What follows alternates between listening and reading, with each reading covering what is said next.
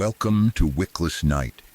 There is something different about a night with no light at all, no candle burning, no lamp in the corner, just darkness, silence, and the feeling that something may be closer than it should be.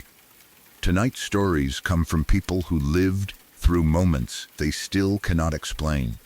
A sound in an empty room, a stranger at the door, a shadow that moved when no one else was there.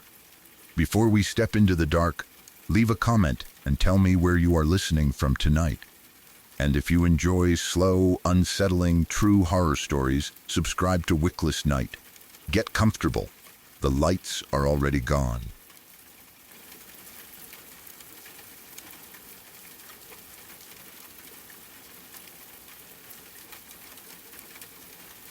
I have always been fascinated by mountaintops. Not forests, not oceans, not deserts. Mountains, there was something about standing somewhere so high that almost nothing was meant to survive there that attracted me in a way I was never able to explain properly. At a certain altitude, trees disappear, then grass, then insects. Eventually, even most microorganisms struggle. After that, there is only rock, ice, wind, and you. I knew that was dangerous. That was part of the attraction. People always talk about nature as if it is peaceful and welcoming, but mountains never pretend to be either of those things. A mountain does not care whether you trained for years. It does not care about your family waiting at home. It does not care whether you are experienced, careful, rich, poor, famous, or completely unknown. One mistake can kill you. One change in weather can kill you. Sometimes nothing has to go wrong at all. Your body simply stops being capable of staying alive where you have taken it. I respected that. Or at least I thought I did. For years I trained on smaller mountains. I learned how my body reacted to altitude. I learned how quickly fingers could become useless when they were too cold. How difficult simple movements became when oxygen levels dropped, and how exhaustion could make even basic decisions feel complicated. I practiced setting up shelters in high wind. I trained with crampons and ice axes. I learned to recognize early signs of frostbite and altitude sickness. Most importantly, I learned not to panic. That skill probably saved my life more times than any piece of equipment. Every climb was preparation for one mountain. K2. Everest gets more attention because it is the tallest mountain in the world. But K2 frightened and fascinated me far more. It is only slightly shorter than Everest, but everything about it is less forgiving. Steep faces, technical climbing, avalanches, ice falling rock, weather that can turn murderous without warning. There are sections where one mistake doesn't mean you get hurt, it means you disappear. The mountain has killed some of the best climbers in history. That reputation only made me want it more. Eventually, after years of training, I decided I was ready. I chose a period when there were supposed to be very few climbers heading upward. Most expeditions had already begun descending, which appealed to me. I wanted the mountain as quiet as possible. Looking back, that decision probably sounds insane. It may have been. I wanted solitude. I certainly got it.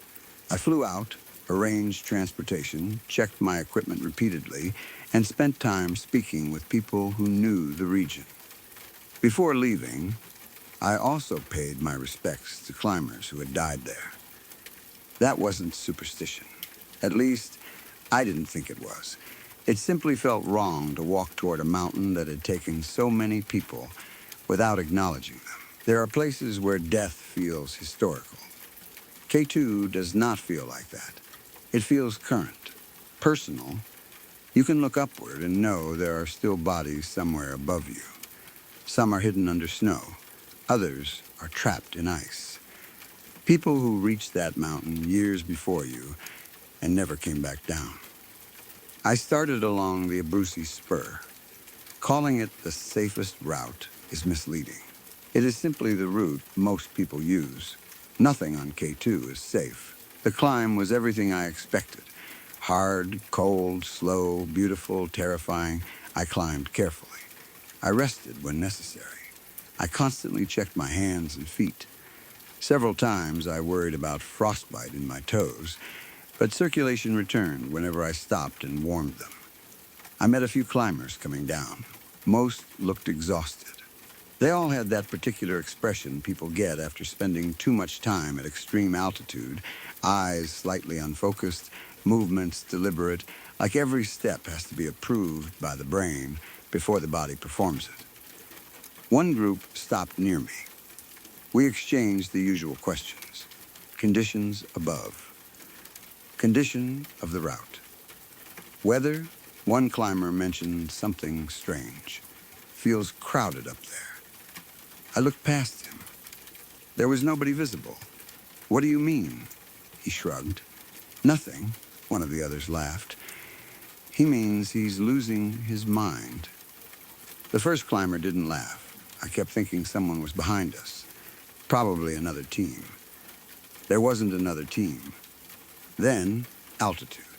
He looked at me. Maybe. Then they continued down. A few hours later, I met another climber descending alone.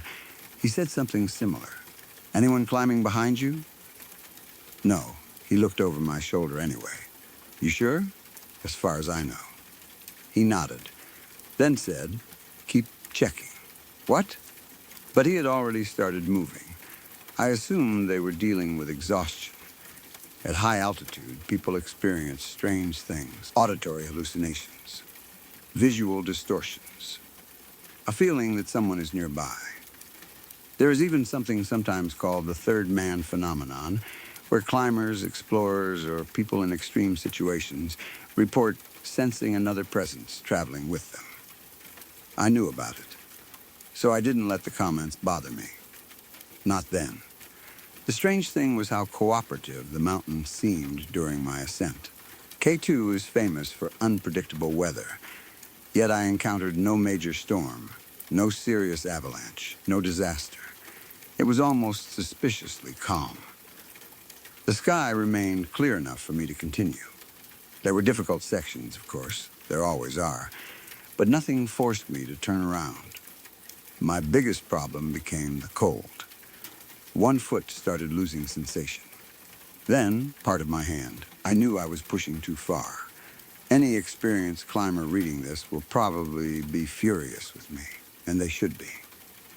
I was beginning to make decisions based on proximity to the summit rather than safety.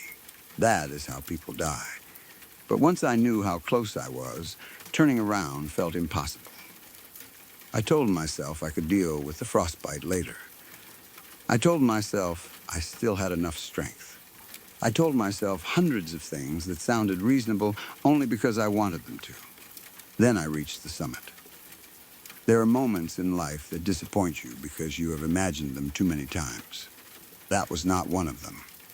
Standing there felt unreal. Everything below seemed impossibly distant. Clouds appeared lower than I was. The horizon stretched farther than I could process. For a few minutes, the pain in my hands and feet didn't matter. Neither did exhaustion. I had done it. I had reached one of the highest places a human being can stand on Earth. I thought about all the training, all the climbs before this one, all the people who told me it was too dangerous. I thought about everyone who had climbed the same route and never made it back. Then I remembered something important. Reaching the summit is only half the climb. Most mountaineering deaths don't happen because people never reach the top. They happen because they reach it exhausted and still have to descend. So I started down. That was when the mountain changed. The weather turned so quickly that I barely had time to understand what was happening. Wind increased. Clouds swallowed the sky. Snow started falling. Within what felt like minutes, I could barely see beyond a few meters. The temperature dropped violently. The calm mountain I had climbed suddenly remembered what it was. I tried continuing toward camp. Visibility became worse. The wind pushed against me hard enough that standing upright became difficult. Snow cut across my goggles. I checked my position. I was caught somewhere between two established camps, too far from either for comfort. I made the decision to stop. Not ideal, but continuing blindly in those conditions would have been worse. I found the best protection I could and set up a small emergency shelter. Calling it a tent makes it sound more comfortable than it was. The wind attacked it constantly. Snow found ways inside. The fabric snapped and strained. I crawled in and tried to preserve heat.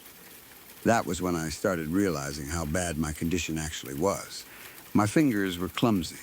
My feet hurt, then stopped hurting. That was worse.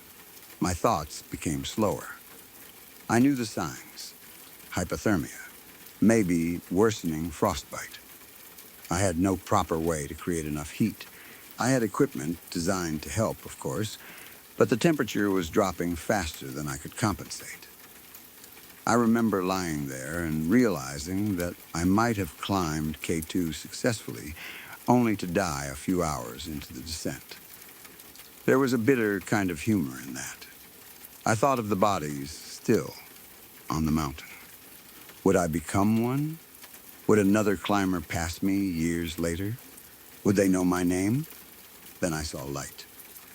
At first, I assumed I was hallucinating. A warm golden glow moved through the white storm. Not the cold beam of a modern headlamp. Golden, soft, almost like firelight. It was below me at first, then slowly moving upward, toward me. I sat up. The light became brighter. Someone was carrying it. A lantern. An actual lantern. That should have been the first thing that made me suspicious. Who carries an old-fashioned lantern on K2? But I was cold enough that I wasn't interested in asking philosophical questions about lighting equipment. The glow made me feel warmer just looking at it. Not emotionally. Physically, the closer it came, the more sensation returned to my fingers. I heard no footsteps. That didn't surprise me, because the storm was deafening. Eventually, the light reached my shelter. The lantern moved through the opening. Someone placed it inside. Warmth spread through the tent almost immediately.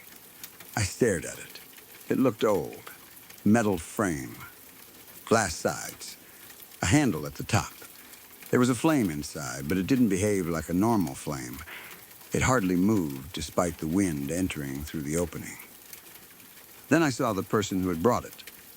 A woman. At least, I thought she was. It was difficult to see anything clearly. She stood just outside the lantern's strongest glow. Long hair. Slim build. Maybe average height. I couldn't see her face. And she wasn't wearing climbing gear. That should have terrified me. Instead, my half-frozen brain simply tried to rationalize it. Maybe I couldn't see her jacket properly. Maybe snow covered it. Maybe the lantern distorted everything. Then she spoke. Her voice was soft, feminine, yet somehow I heard every word perfectly through the storm. "Hey," I stared. "You might want to move." "What?" "The snow above you." She pointed upward. "It's ready to collapse." I looked. At first I saw nothing. Then lightning, or maybe reflected light from somewhere, briefly showed the slope. She was right. A massive section of snow above my shelter looked unstable. I felt suddenly more awake. "Can you walk?" she asked. "I think so." "Good." She reached toward the lantern. "I'll guide you." Then she added, "I just need my lamp back." I handed it to her. The warmth left my hands immediately. We started breaking down the shelter. She helped. That was another thing that made no sense. Her hands were bare. No gloves. No protection. She moved easily. No shaking. No stiffness. No obvious trouble breathing. At that altitude, in those conditions, someone dressed like her should have been dying. Instead, she worked faster than I did. She rolled the shelter tightly and handed it to me. Our hands touched briefly. I felt no warmth. None, not cold either, exactly. Just nothing. Like touching something that had no temperature, I noticed. I deliberately chose not to think about it. The slope above us made that decision easy. We started moving. I followed the lantern. That became my whole world. Golden light. Snow, wind, one step, then another. Sometimes I could see the woman. Sometimes only the lantern. She never seemed to struggle. I did. I slipped more than once. Each time she waited. Once I nearly moved the wrong direction. She said, "Not there." I stopped. A few seconds later, part of the snow collapsed in front of me and disappeared into darkness. If I had taken 2 more steps, I would probably have gone with it. "Thank you," I said. She didn't answer. We moved past one camp, then another. Or at least, I think we did. My memory from that part is strange. I remember seeing tents, some standing, some damaged. One looked ancient, not modern fabric. Canvas, I thought I saw someone sitting beside it. A man wearing climbing gear that looked decades out of date. He watched us pass. I said, "Is someone there?" The woman didn't turn. "Keep moving." I looked again. Nobody. At some point, the storm became less violent. The sky grew darker. That confused me. The storm had hidden the sun before, but this was actual night. I had lost track of time completely. My legs were failing. I need to stop. The lantern stopped. The woman turned. Again, I couldn't see her face, only hair moving slightly. "We can stop here." She helped me set up camp. I expected her to leave afterward. Instead, she placed the lantern beside me. "Sleep. What about you?" "I'll be fine." "You should stay." No answer. "At least get inside." She stood in the snow. No jacket I could identify. No oxygen. No gloves. "Nothing, seriously," I said. "You'll freeze." She tilted her head slightly, then said, "I already did." I laughed. I thought it was a joke. Maybe altitude made it seem funny. I don't remember falling asleep. When I woke, the storm was gone. The world outside was bright and painfully clear. For several seconds, I had no idea where I was. Then everything returned. The storm, the woman, the lantern. I sat up. She was gone. I stepped outside. No footprints. That was the first thing I checked. My tracks were there, disturbed snow around the shelter, marks from equipment, but none that belonged to another person. No trail approaching. No trail leaving. Nothing. I walked around the entire campsite. "Hello?" Silence. I called louder. No answer. Maybe she had left before fresh snow fell. Except no new snow had fallen. The sky was clear. Then I remembered the lantern. It was still inside. I picked it up. Cold now. No flame. I opened it. There was no oil. No wick that I could identify. No soot. No evidence that a flame had ever burned inside. Instead, something small rested at the bottom. A bone. I stared at it. It was maybe the length of part of a finger. Clean, white, perfectly preserved. I didn't know what kind of bone it was. I wrapped it carefully. Then continued descending. I kept expecting to see the woman. At another camp. On the route. Waiting farther down. Nothing. The descent became difficult but manageable. I eventually reached safety. The first thing I did after recovering enough to speak normally was ask whether anyone else had seen a woman climbing during the storm. They thought I was confused. What woman? Long hair, carrying a lantern. Nobody, I described her again. Still nothing. One person actually laughed. A lantern? Yes, like an old lantern? Yes, he stopped laughing. Where? I told him roughly where I had first seen her. His expression became strange. What? Nothing, tell me. He shook his head. You were hypoxic. Probably that was the explanation everyone preferred. High altitude. Hypothermia, exhaustion, hallucination. There was only one problem. The lantern. I still had it. Several people examined it. Nobody recognized the design. It looked old, but not obviously antique in any specific way. There were no maker's marks, no serial number, nothing, and there was still the bone. When I got home, I sent both to a friend. He works with biological material and has experience identifying bones. I didn't tell him the entire story at first. I just asked whether he could identify it. A few days later, he called me. Where did you get this? Why? Answer me. K2, silence, from what? A lantern. Longer silence. What the hell does that mean? I found it inside a lantern. He thought I was joking. Eventually, I explained. Woman, storm, lantern, bone. He listened without interrupting. Then said, you know she should have died. I know. No, I mean very quickly. Bare hands? No proper protection? At that altitude? I know. You weren't seeing a normal climber. What did you find? He told me there was almost no usable Dina from the lantern. Only mine. That didn't make sense. The woman had carried it for hours. Touched the handle. Held it constantly. Helped move it around. Nothing. No skin cells.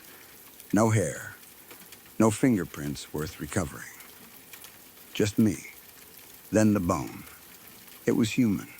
That made my stomach drop. Are you sure? Yes, he wouldn't tell me exactly how he identified the person at first. He only said the sample appeared to match records connected to a climber who had died on K2. How old? He hesitated. Decades. Who? I'm not giving you the name. Why? Because I don't want you doing something stupid. That annoyed me. You think I'm going back? Yes, he knew me too well. Then he told me something stranger. The bone was cold, not cool. Cold, he had left it in a normal room for hours. It stayed cold. They placed it in controlled storage. Still cold. The temperature barely changed. Like it came out of a freezer? No, then what? I don't know. He sounded genuinely uncomfortable. It's like it isn't exchanging heat properly. That's impossible. Yes, he also found signs on the surface that he couldn't explain. The bone wasn't burned in the normal sense. No charring, no blackening. But its internal structure showed changes consistent with extreme energy loss. He described it as if something had taken heat out of it rather than added heat. I remembered the lantern, the warmth, the golden light. No fuel, no soot. Then I understood what he meant.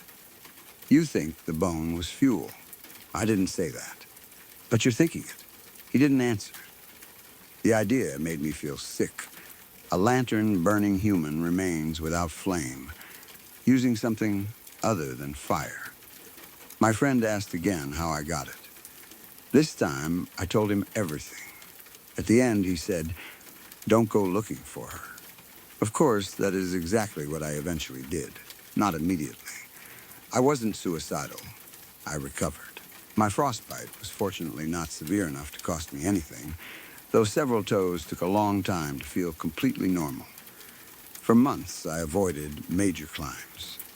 But I kept thinking about the woman. Who was she? Why did she save me? Why did she have the bone of a dead climber? Was she another climber who had died?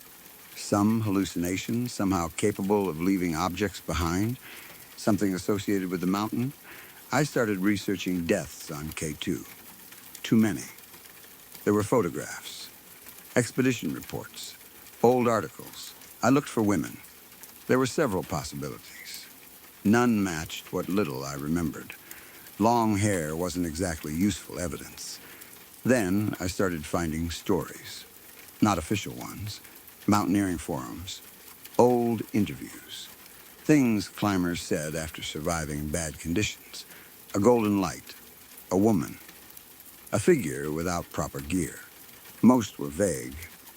One climber from years earlier described becoming lost in a storm and seeing a warm lamp moving below. Another wrote that someone guided him toward camp but disappeared before sunrise. A third refused to discuss the person who helped him, only saying she asked for the light back. That sentence made my stomach drop. I contacted him. No response. His account had been inactive for years. Then I found something much older, an expedition account from decades ago. One surviving climber described hallucinating a woman during descent. According to the report, she carried a lamp. He claimed she warned him about an avalanche. His companions dismissed it because no woman had been part of their expedition. He survived. 2 others didn't. The account included one more detail. The climber wrote that the woman had asked him, "Did you bring anyone down with you?" At the time, he assumed she meant another climber. Now I wasn't sure. I kept the lantern after my friend returned it, without the bone. He refused to give that back. Probably smart. The lantern sits in my apartment. Usually nothing happens. It's just metal and glass, cold to the touch. Empty, except sometimes, before a major climb, I wake up and find condensation on the inside. Once, I found a single strand of long, dark hair wrapped around the handle. I had no idea where it came from. There is another thing I have never told my friend. During the descent from K2, when I was following the woman's lantern, I saw figures in the storm. I dismissed them as rocks, other climbers. Hallucinations, but now, years later, I remember them more clearly. They were standing beside the route. Dozens, some wore modern gear, others wore equipment from decades ago. Some had no goggles, no masks, faces dark with frostbite. One man had no lower jaw. Another appeared to be missing an arm. None moved. They simply watched the woman lead me past. I remember asking, "Who are they?" She answered, "They're waiting." For what? For someone to carry them. I had forgotten that conversation completely until months later. Maybe my mind suppressed it. Maybe altitude damaged the memory. I don't know. But it explains the bone. Or at least, I think it does. The lantern wasn't simply using human remains as fuel. I think she was carrying the dead down the mountain, one piece at a time. Maybe that is why she saved me. Maybe dying climbers are useful to her only after they die, and she didn't want another one yet. Or maybe it is the opposite. Maybe she helps anyone she can because she knows exactly what happens to people who remain up there. I still climb. I know some people will think that makes me insane. Maybe it does. But I can't stop. Every mountain feels different now. Sometimes, high above the tree line, I catch myself looking for golden light. I've seen it twice. Once on another Himalayan climb, very far away. It vanished when I tried approaching.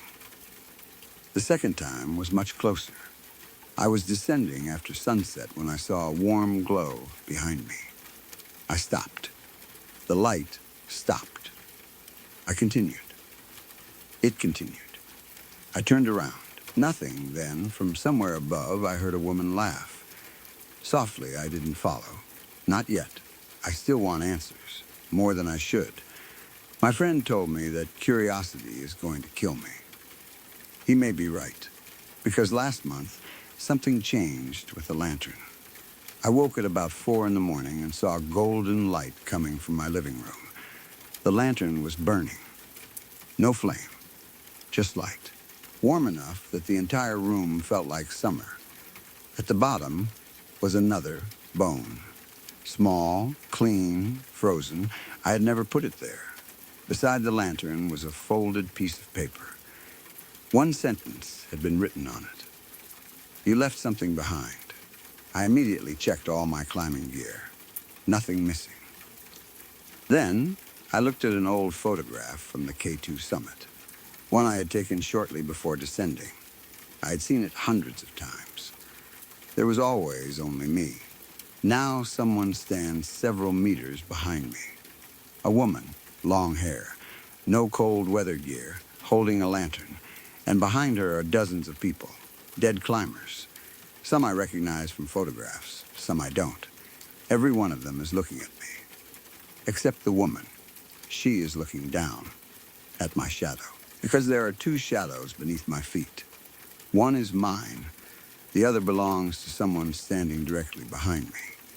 Someone who was never in the photograph before. I'm preparing for another climb now. I haven't decided whether that's courage, obsession, or stupidity. Maybe all three. I'm hoping I see her again.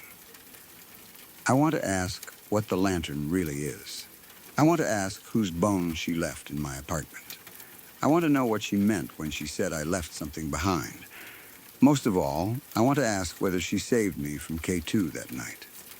Or whether she only guided me down because something else on the summit had already started following me. The lantern started glowing again yesterday. There is no bone inside this time. There is a tooth, human, and when I hold it close to my ear, I can hear wind. Not normal wind, the sound of a blizzard. Underneath it, very faintly, there is a man screaming. His voice sounds familiar. It should. It's mine. So yes, I'm still climbing mountains. And yes, part of the reason is that I want to meet the woman with the lantern again. But lately I've started wondering whether I've misunderstood our relationship. Maybe I'm not searching for her. Maybe every mountain I climb is simply making it easier for her to find me.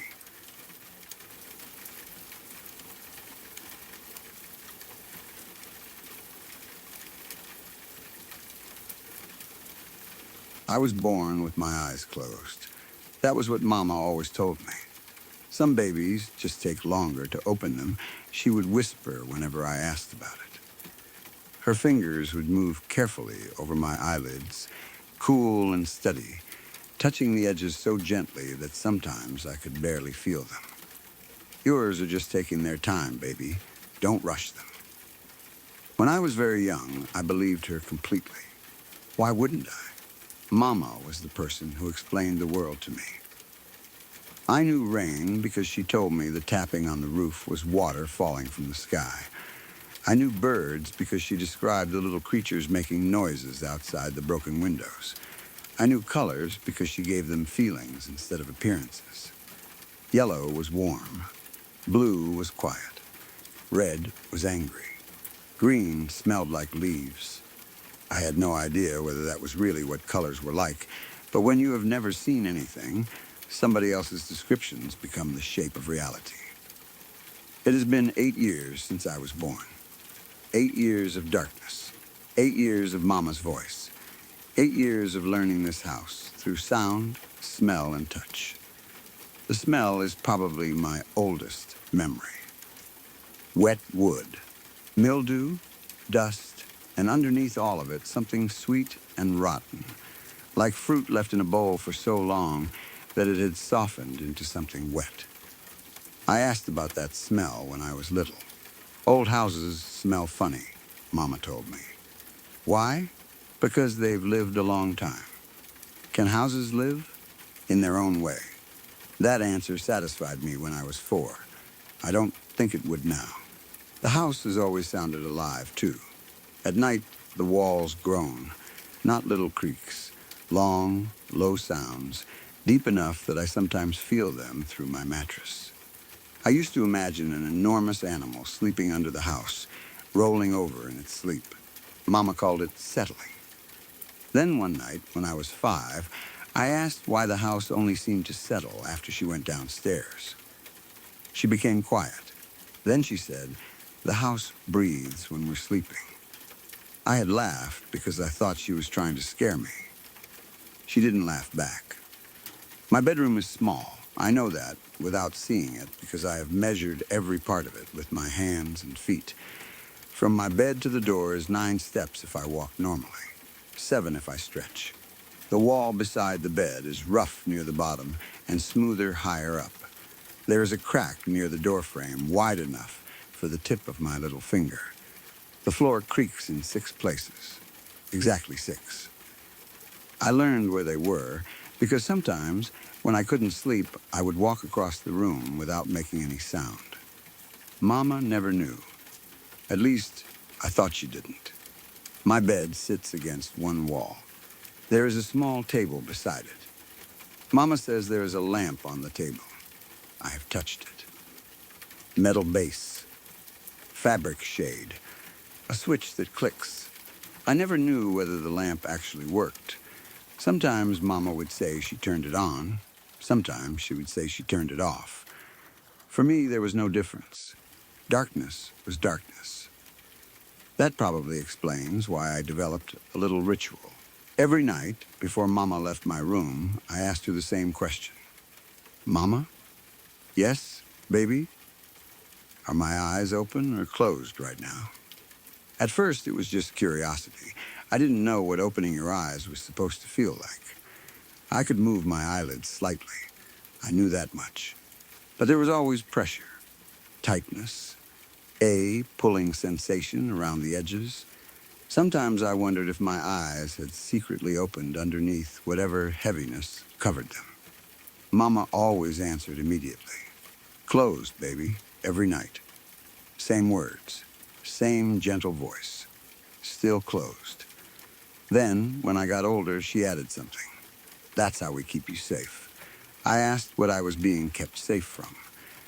She never gave me a real answer. Things you don't need to worry about. What things? Grown-up things. Outside things?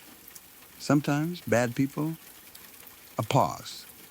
Sometimes I learned not to ask too many questions. There were consequences when I asked the wrong ones. Not hitting. Mama never hit me. That almost made it worse. Her punishments were quiet. A meal missed because she forgot. Being locked inside my room longer than usual. Her refusing to speak to me for hours. Once, when I kept asking whether other children had eyes like mine, she held both my wrists and said very softly, "You have what you need." Her voice didn't rise. It never did. That frightened me more than shouting would have. Mama's voice is probably the most reliable thing I know. It almost never changes. Happy, angry, tired, afraid, she sounds nearly the same through all of it. Soft, controlled, patient. I used to think that meant she was simply a calm person. Now I think she practiced it. There are other things about Mama that I try not to think about. Her hands, especially, they're steady. Not normal steady. Not the kind of hands somebody has because they aren't nervous. Practiced steady. Like someone who has repeated the same careful movement hundreds or thousands of times. Every morning, Mama checks my eyes. She sits beside me on the bed. I smell soap on her hands. Sometimes something sharper underneath. Alcohol, maybe, or medicine.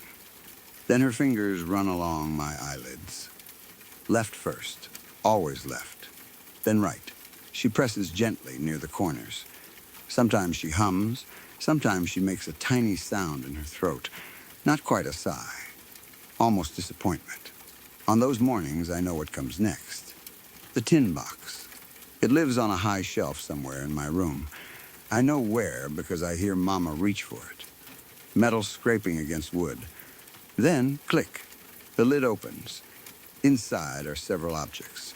I can tell because they make tiny sounds when she moves them. Metal touching metal. Then something gets pulled free. A thread. I know it is thread because once I touched it before Mama stopped me. Thin, smooth, cold, she pulls it tight. Then I feel the pinch. Right at the corner of my eyelid. A quick sting. Sometimes 2. Sometimes 3.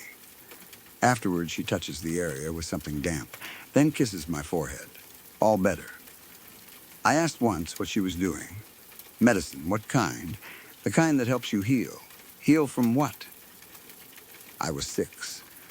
I remember the room going so quiet that I could hear something moving inside the wall. Then, Mama grabbed my wrist. Hard. It was the first time I realized how strong she was. You don't need to remember. I stopped breathing. She leaned closer. Her breath touched my face. That's my job. What is? To remember for you. Then she let go. I had finger-shaped bruises around my wrist the next morning. She apologized. Sort of. Sometimes Mama gets scared, too. Scared of what? She didn't answer. That sentence stayed with me. Remember for you. There was something wrong with it. Even at 6, I knew that. What could she remember for me if I had never known it in the first place? I started becoming more suspicious after that. I listened more carefully. I counted Mama's footsteps, tracked where she went, learned which doors she opened. At night, after she thought I was asleep, she sometimes went into the kitchen. I could hear her talking. At first, I assumed she was using the telephone. I knew what phones were because Mama had described them. I once asked whether we had one. Yes, can I use it? When you're older, where is it? In the kitchen. One afternoon, while Mama was outside, I searched. I felt along the walls, countertops, drawers, everything within reach. No telephone, no cord, no receiver. Nothing that night. She talked in the kitchen again. I pressed my ear against the bedroom door. Her voice was too quiet to understand every word. But she wasn't having a normal conversation. There were no pauses for another person. She repeated things over and over. I know. Pause. I know. Pause. I'm sorry. Then something I couldn't hear. I couldn't let her see. Another pause. Not yet. I went back to bed before she returned. After that, I started wondering whether Mama talked to herself because she was lonely. I wanted that to be the answer. I've never doubted that she loves me. I need to say that. Because after what happened tonight, I don't know what else I'm allowed to believe. But I believe she loves me. Maybe that makes everything worse. Tonight started normally. Mama brought me dinner. Soup, bread, water. She asked about my lessons. She teaches me herself. Reading through raised letters, numbers, history, things about the world I have never seen. Sometimes I wonder where she learned all of it, because she rarely leaves the house, or at least I rarely hear her leave. After dinner, she helped me change into my night clothes. Then came the eye check. Her fingers moved around the edges. Left, right, she paused longer than usual over the left eye. I heard that little disappointed sound. Then the tin box. Click, thread, a sting. Except this time, the pull didn't feel as tight afterward. I noticed immediately. Mama must not have. She kissed my forehead. Sleep well. She tucked the blanket around me, smoothed it down to my knees. Her hand stayed on my leg for a few seconds. Mama? Yes, baby? Are my eyes open or closed? She was already standing. Closed, baby. A stepped toward the door. Still closed. Then, almost as an afterthought, that's how we keep you safe. The door shut. Her footsteps moved down the hallway. 1, 2, 3, 4, 5, then the floorboard that always groans. 6, then farther away. Eventually, the house swallowed her completely. I stayed awake. The left eyelid felt strange, not painful, itchy, deep near the inner corner. I pressed a finger against it. The itch became worse. Don't. That was one of Mama's oldest rules. Never touch the thread, never pull, never scratch. If something feels uncomfortable, call Mama. I almost did. Then something shifted beneath my fingertip.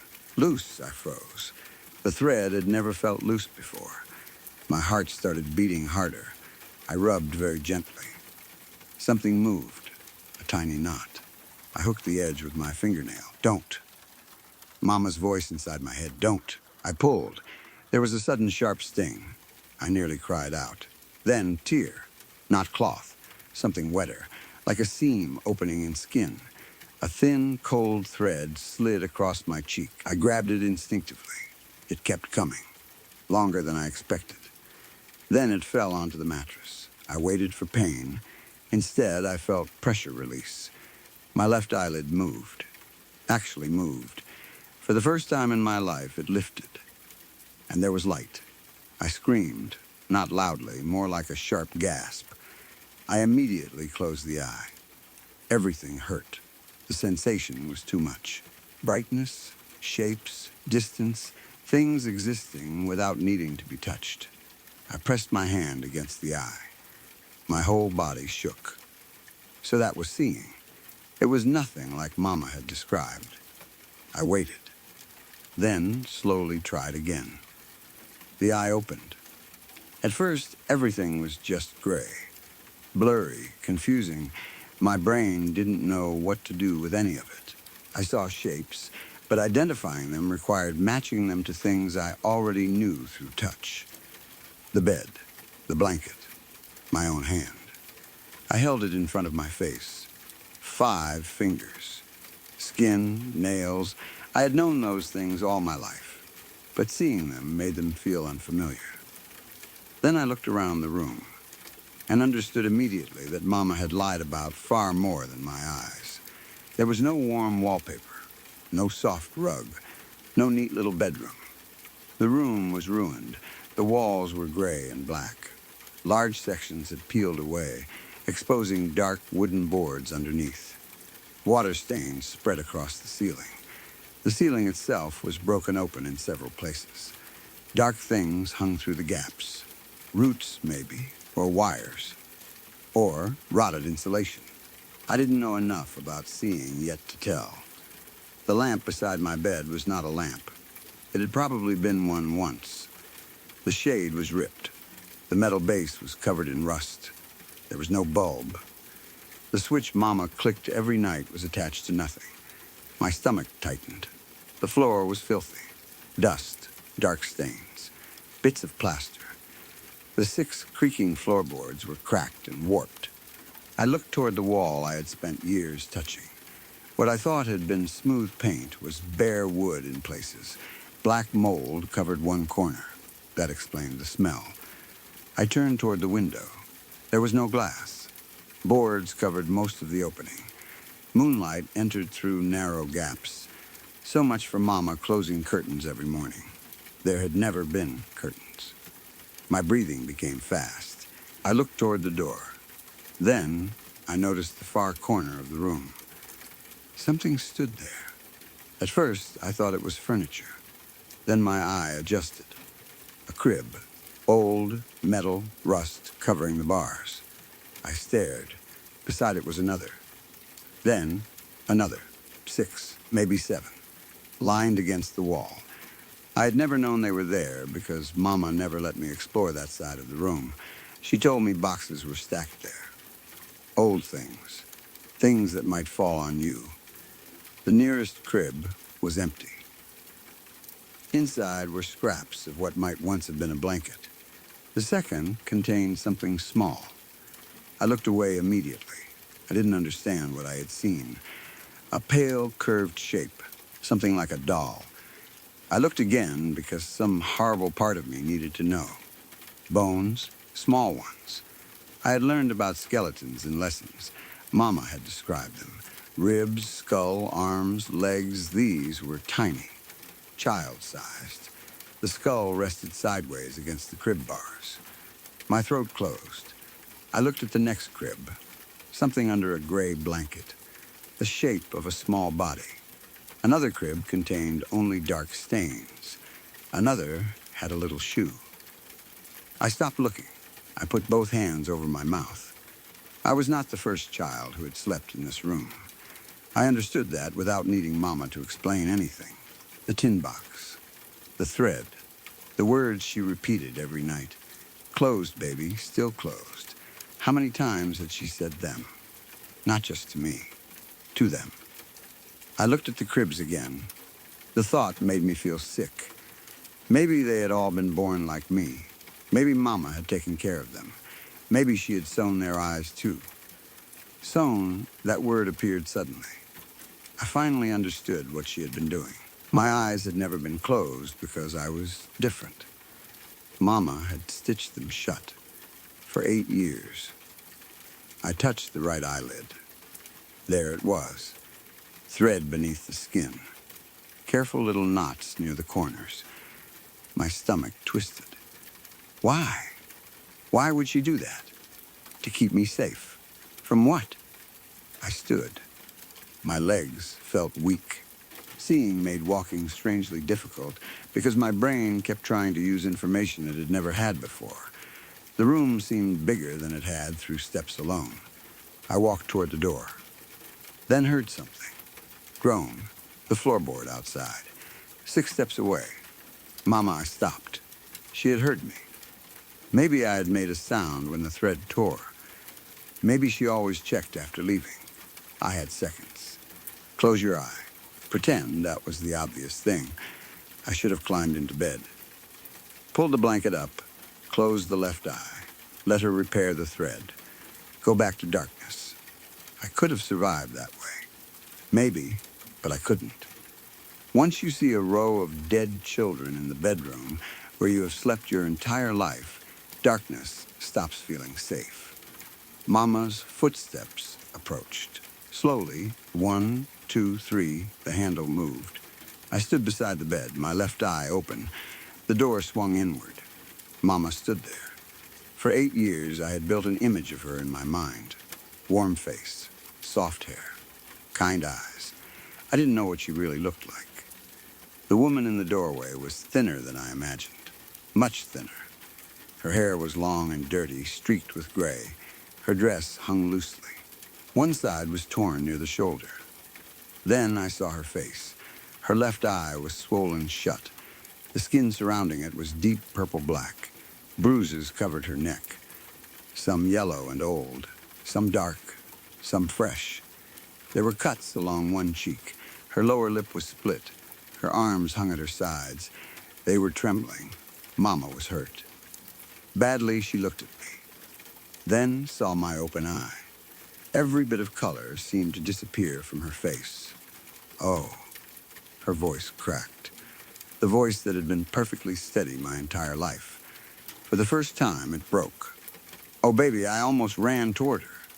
Then I saw what stood behind her. At first, my mind refused to understand it. Something filled most of the hallway. Tall, too tall for the ceiling, yet somehow fitting beneath it. Its body had roughly human proportions, but only roughly. The shoulders were too narrow, the arms too long. Its skin looked gray in the moonlight. Its face, I still don't know how to describe the face. It changed depending on where I focused. From one angle, I thought it had eyes. Then, I looked directly at them, and there were only deep grooves. The mouth seemed too low. Then, too high, like somebody had learned how a human face was arranged from a description and assembled one without ever seeing an actual person. One hand rested on Mama's shoulder. The fingers wrapped almost completely around it. A knife was buried in the side of Mama's neck, just beneath her jaw. Not deep, a warning. A thin line of blood traveled downward into her collar. Mama didn't touch it. She didn't even seem to feel it. Her one open eye remained fixed on mine. The creature behind her tilted its head. Mama whispered. You weren't supposed to see this part. I couldn't speak. She stepped into the room. The thing followed. Mama's eyes flicked toward the cribs. Then, back to me. Close your eye. I shook my head. Please, Mama. My own voice sounded strange because I could see her hearing it. What did you do? Her face collapsed. Not physically. Emotionally, it was the first expression I had ever seen, and somehow I understood it immediately. Grief, I kept you alive. I pointed toward the cribs. What happened to them? Mama looked away. The creature behind her made a small clicking noise. Her body stiffened. Close your eye. What happened to them? Please, did you do that? No. The answer came so quickly that I believed it. At least I wanted to. Then who? Mama looked over her shoulder. The thing smiled, or something on its face moved like a smile. I stepped backward. Mama whispered, it doesn't take children who can't see it. My heart stopped. What? It doesn't know you're awake if you can't see. I stared at her. The thread. The stitches. 8 years. I had to. You sewed my eyes shut. I had to. You lied. I had to. I started crying. Seeing tears was strange. My vision blurred. Mama took a step toward me. The creature's fingers tightened on her shoulder. She stopped. I'm sorry. Who is that? Her lips trembled. I don't know. You've been here 8 years and you don't know? Longer. My stomach tightened. How much longer? Mama looked at the cribs again. Long enough. One of the metal cribs creaked. I turned. Nothing had touched it. The creature made another clicking sound. Mama spoke quickly. When it brought you, your eyes were open. I looked back at her. What? You were looking everywhere. No, you said I was born. I'm not your mother. The room went completely silent. I stared at her. She started crying. I'm sorry. No, I wanted to tell you. No, I couldn't. You're Mama. I became Mama. No, you were very small. Stop, it brought you here. Stop, you were crying. I covered my ears.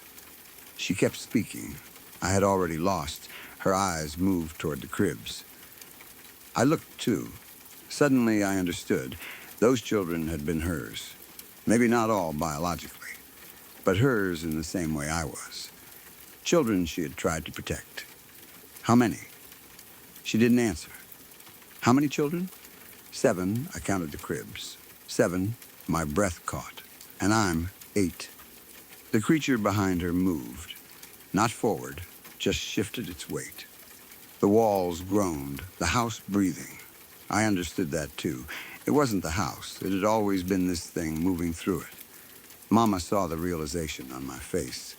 I stitched their eyes too. My stomach turned. The first one woke and saw it. She swallowed. I didn't understand then. What happened? You don't need to know. I can see the bones. Mama flinched. The second time, I stitched tighter. I touched my eyelid.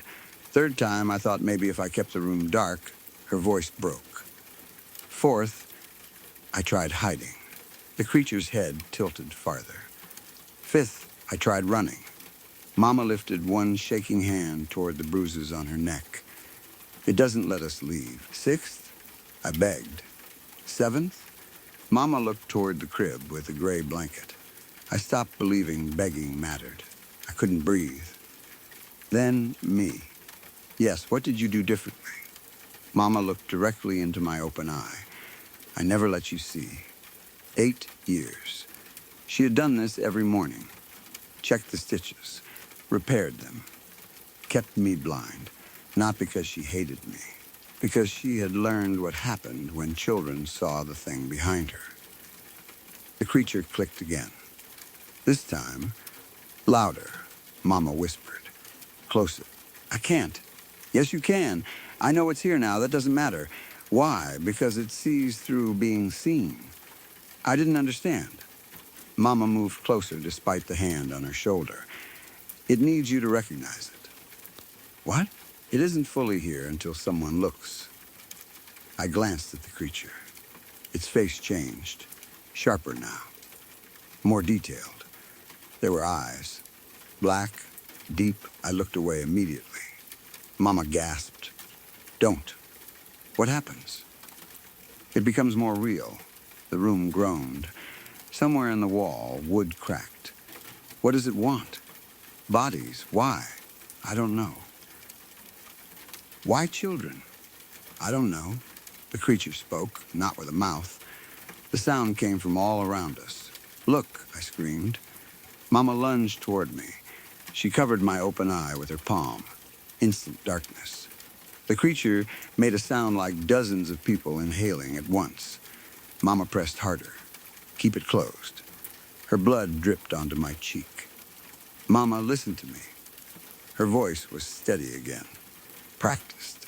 The voice I had known my whole life. There's thread in the tin. I started crying harder. No, you know what I do. No, you have to do it yourself. I can't. You can.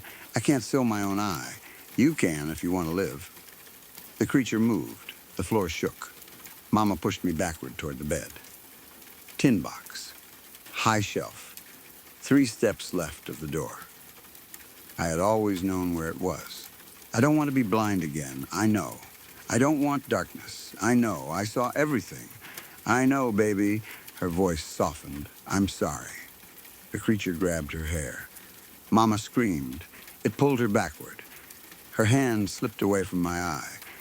I saw it again, only for a second. That was enough. The creature's face was different, more human, worse because of it. Its mouth opened. Inside were rows of tiny pale shapes. Teeth, children's teeth. Mama grabbed the knife buried in her own neck, pulled it free. Blood sprayed across the wall. Then she turned and stabbed the thing in the chest. It screamed. The whole house screamed with it. The ceiling cracked.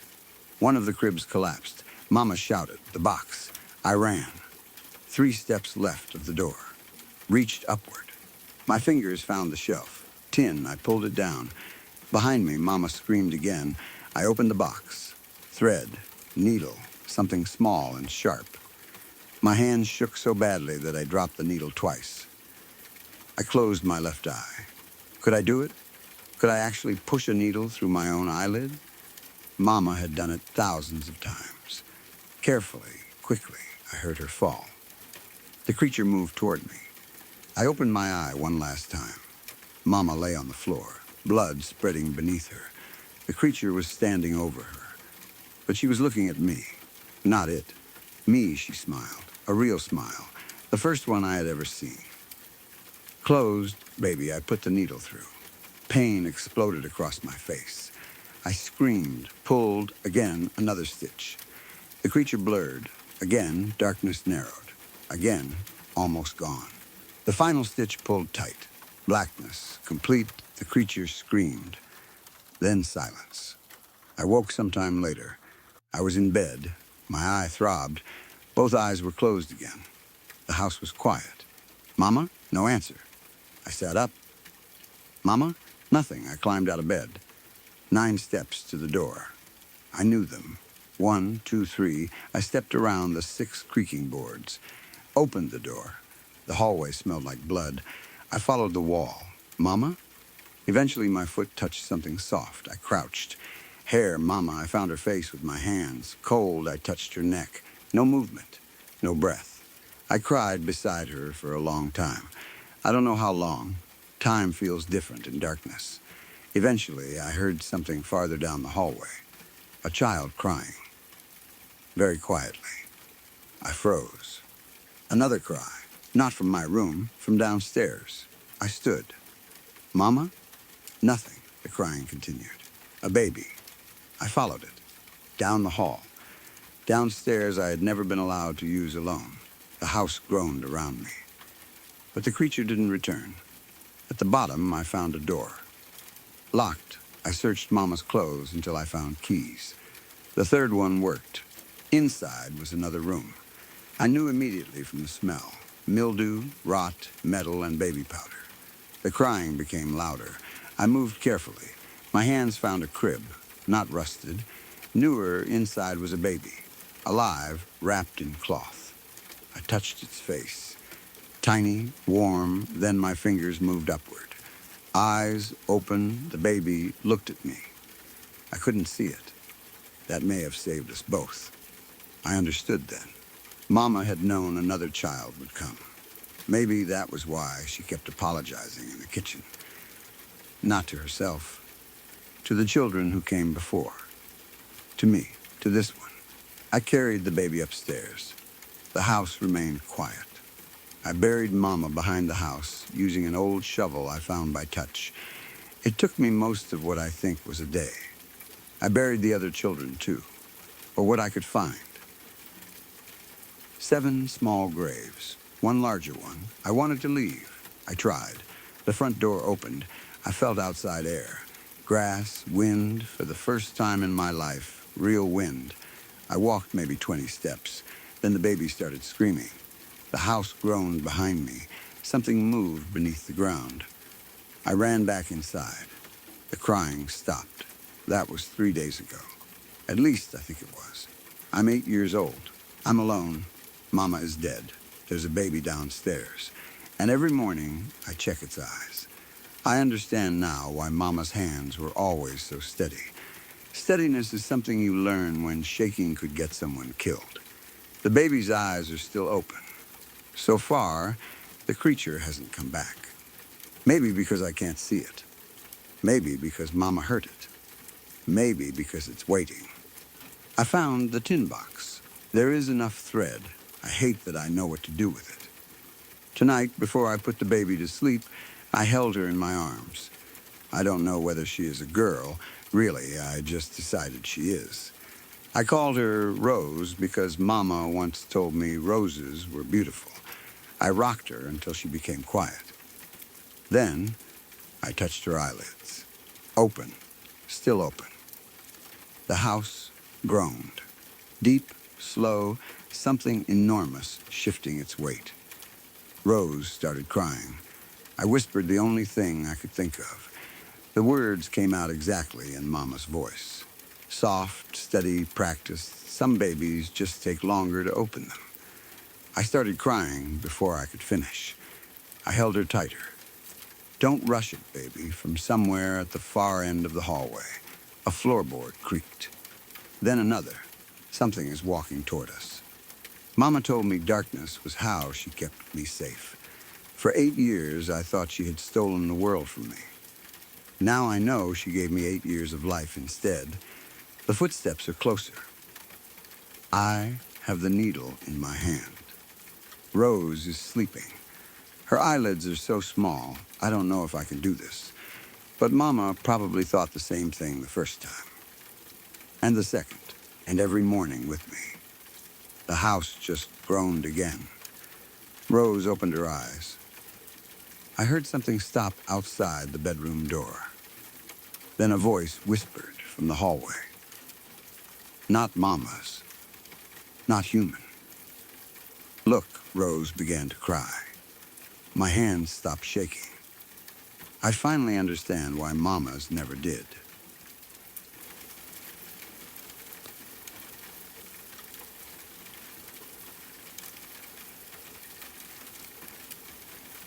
Before the next story begins, thank you for staying here in the dark. If this is your first visit, subscribe to Wickless Night for more true stories made for the late hours, when the world is quiet and every little noise feels important. You can also leave a like and tell me which story has made you look around the room so far. Now, let's continue.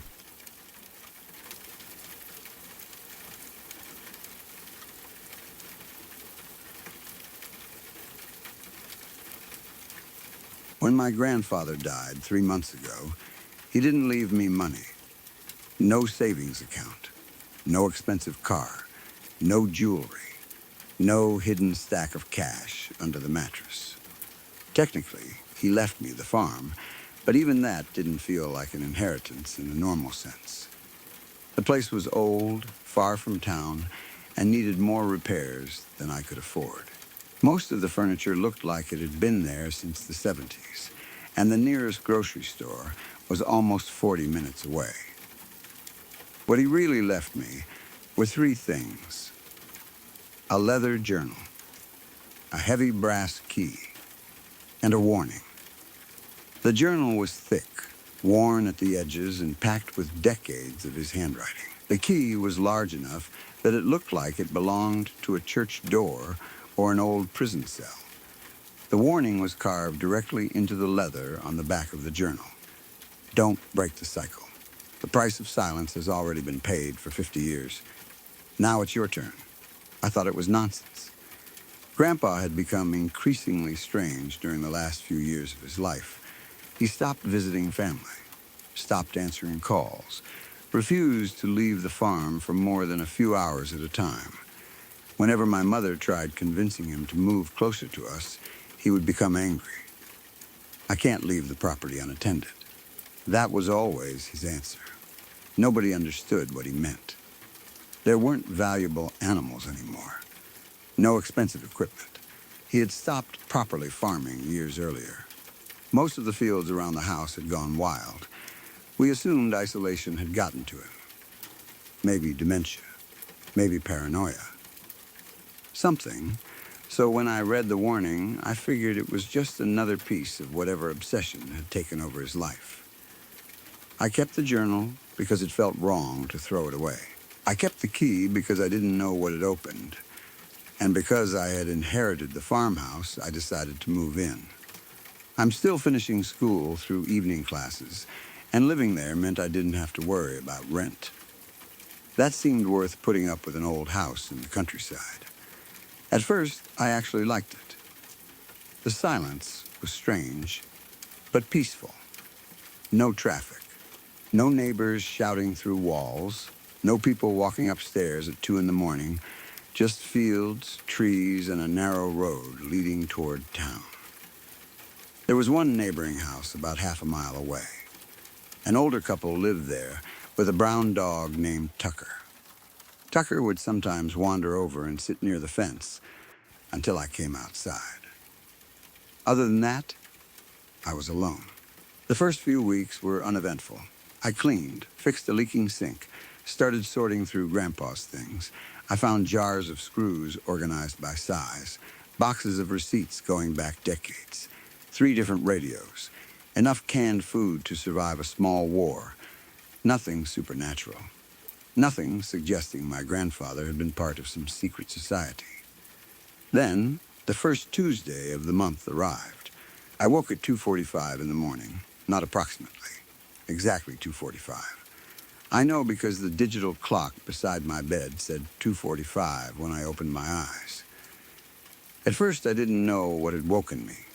The room was dark. The house was quiet. Then I heard it. Wish, pause, wish a soft scraping noise from outside. The sound of something brushing against stone. I lay still listening. Wish, wish, wish. It was too regular to be wind. I got out of bed. I almost turned on the light, then stopped. Something told me not to. Instead, I moved carefully toward the bedroom window and lifted one edge of the curtain. Moonlight covered the backyard. That was when I saw them. 3 figures, all dressed in long gray robes. The cloth was so dark it almost blended into the shadows, and each figure wore a hood that completely hid the face beneath it. One stood near the stone path. He was sweeping, not quickly, not slowly. Perfect rhythm. Wish, wish, wish. Another figure was trimming the bushes along the edge of the lawn. Small movements. Snip, snip, snip. The third stood in the center of the garden. He held a wooden box. It was dark brown, almost black, and small enough to fit comfortably between both hands. None of them spoke. That was what bothered me most. No whispered conversation. No instructions. Nothing. They worked in perfect synchronization, as if they didn't need to communicate. When the sweeper moved left, the gardener moved left. When one paused, the others paused. Almost mechanical. I watched for over an hour. I know how insane that sounds. I should have called the police. I should have shouted at them. I should have done anything other than stand behind a curtain watching 3 strangers work in my backyard. But I couldn't move. At exactly 4 in the morning, everything stopped. The sweeping, the trimming, the figure holding the box. All 3 turned toward the farmhouse. Then they bowed, not deeply, just enough to be intentional. The man with the box went first. The other 2 followed. Single file. They walked toward the far edge of the property and disappeared into the darkness. I remained at the window until sunrise. The next morning, I inspected the yard. The stone path was completely clean. Not one leaf, not one twig. The bushes had been trimmed into almost perfect shapes. Even weeds between the stones were gone. I checked the locks. All doors still locked. Nothing stolen. There weren't even footprints in the grass. That was when I opened Grandpa's journal properly for the first time. Most entries were normal. Weather, repairs, crop problems, money. Then I found the first reference to them. The entry was dated in the 1970s. They came today for the first time. the order of the pure harvest. They do not want gold. They do not want souls. They want order. They keep the world clean of imperfections. In return, we provide the blood tithe each cycle. If the garden is dirty, they enter the house. If the tithe is not delivered, they harvest the resident. I laughed when I first read it, not because it was funny, because the alternative was believing my grandfather. I searched later entries. The order appeared again and again, always on the first Tuesday of the month. Over 50 years. Some entries were only a few lines.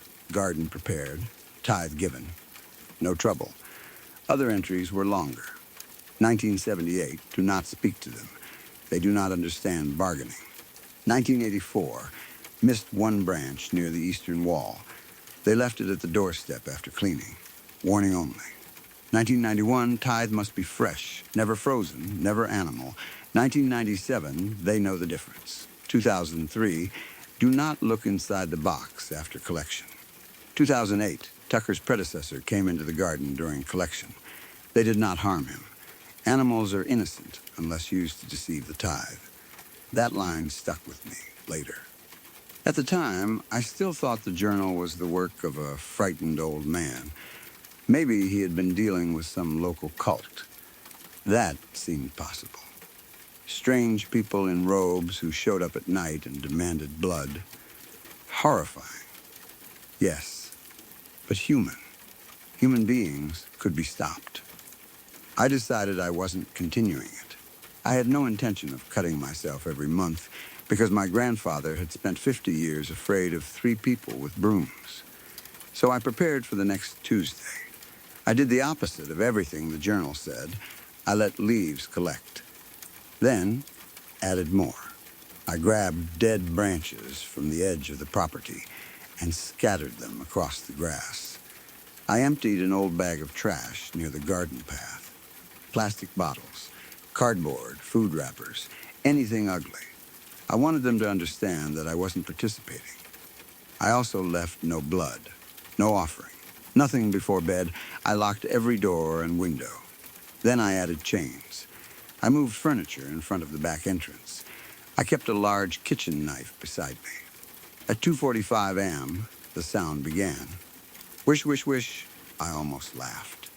Then I looked outside. The 3 gray figures were there.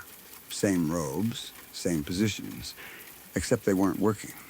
They stood completely still. One near the stone path, one beside the bushes, one in the center holding the box. Their heads slowly turned. They looked at the trash, the branches, the leaves. Then all 3 looked toward my bedroom window. I ducked instinctively. I don't know whether they could see me. After several seconds, I looked again. The man with the wooden box was walking toward the house. He crossed the grass, stepped onto the patio, then approached the front door. I couldn't see his face. There was only darkness beneath the hood. He lifted one hand. The fingers were extremely long, too long. At least, that was how they looked from upstairs. One fingernail touched the front door. Scratch. I heard the sound inside the house. Slow. Wood splitting. He dragged the nail downward. When I checked later, the groove went almost half an inch into solid wood. Then something spoke. Not through my ears. Inside my head. Hundreds of voices layered together. Men, women, old, young, all saying one word. Impure. I dropped the knife. The figure lowered his hand. He returned to the others. For some reason, none of them cleaned the garden. They simply turned. Walked away. Disappeared. I stayed awake until sunlight filled the house. I thought I had won. That's embarrassing to admit now. I actually stood in the kitchen smiling because they had left. No blood tithe. No one entered the house. No attack. Nothing. Then I looked outside. The garden was dead. Everything, grass that had been green the previous night, was now gray. The bushes had shriveled. Flowers collapsed into dry dust. Even the leaves on the nearby tree had turned pale. The whole backyard looked like it had gone years without water.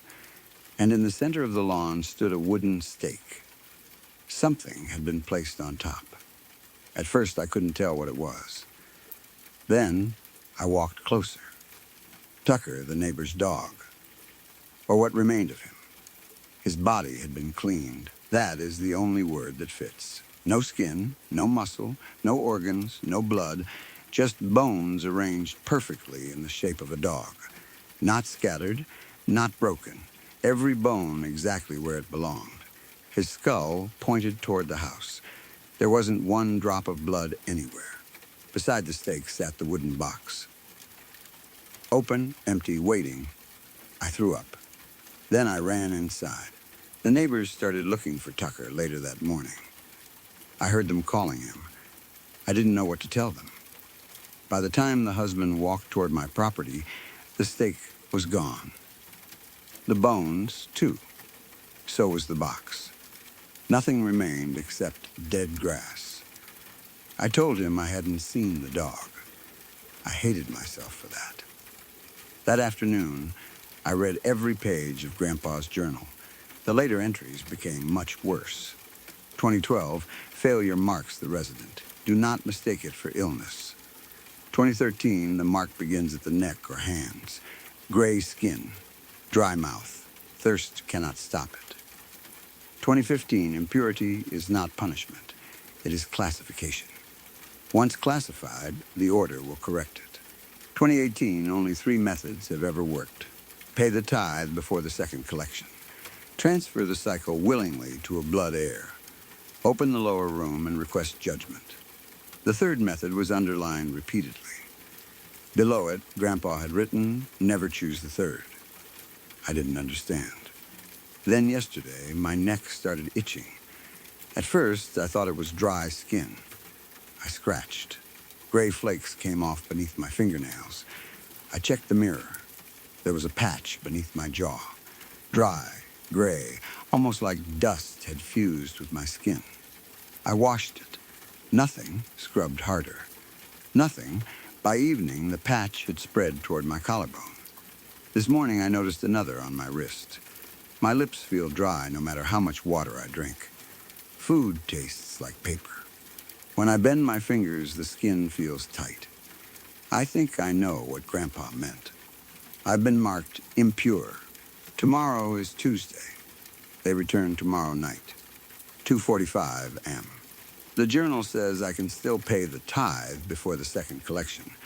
The problem is that Grandpa never clearly wrote how much blood is required. Some entries suggest only a small amount. Others make me think the amount changes. There are mentions of weakness, fainting bandages. Once, in 1994, he wrote, nearly too much this time. They were hungry. That doesn't sound like a few drops.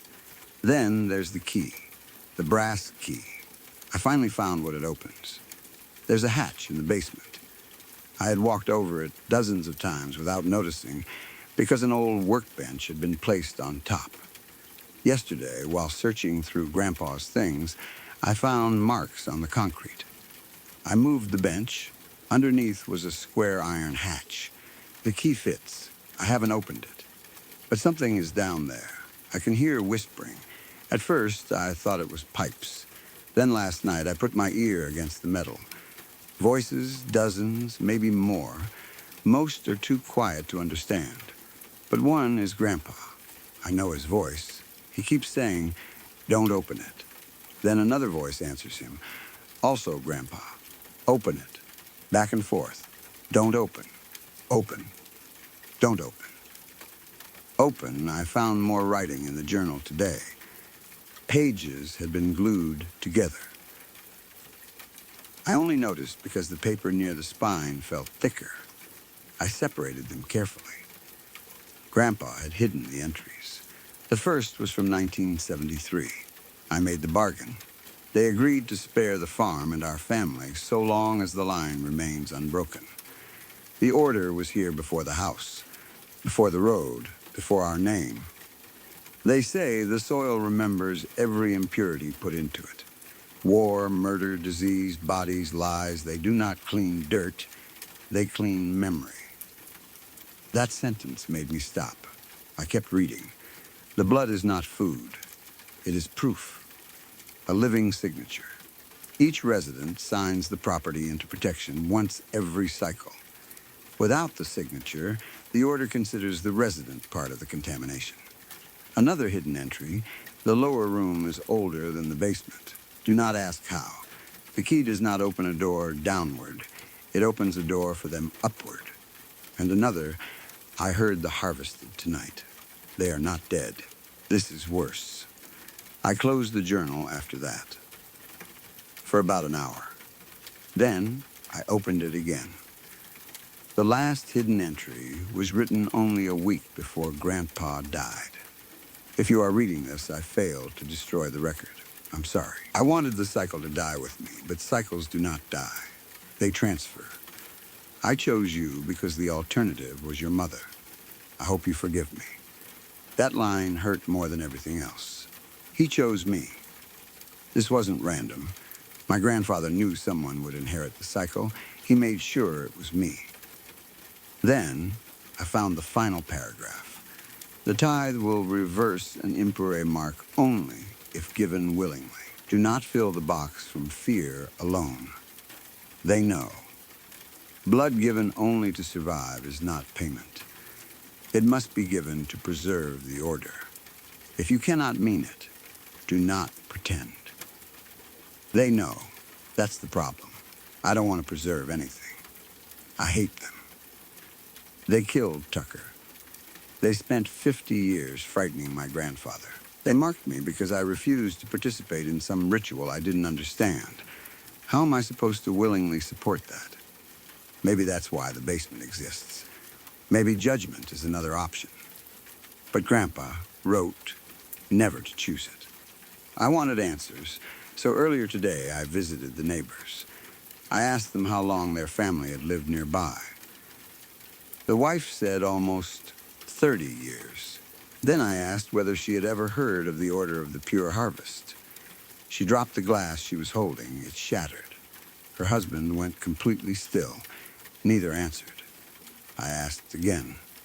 Finally, he said, "Your grandfather should have told you." "Told me what?" "That we stay off your property on Tuesdays." My stomach dropped. "You knew?" He looked away. Tucker didn't. I felt sick. "I'm sorry." His wife started crying. The husband asked quietly, "Did you refuse the box?" "Yes," he closed his eyes. "Then don't come here again." "What?" "They'll see us helping." "You know how to stop it?" "No, you've lived here 30 years. We know enough to stay clean." That word. Clean, I asked whether my grandfather had ever opened the basement hatch. The man's face changed. "Once what happened?" "He came back older."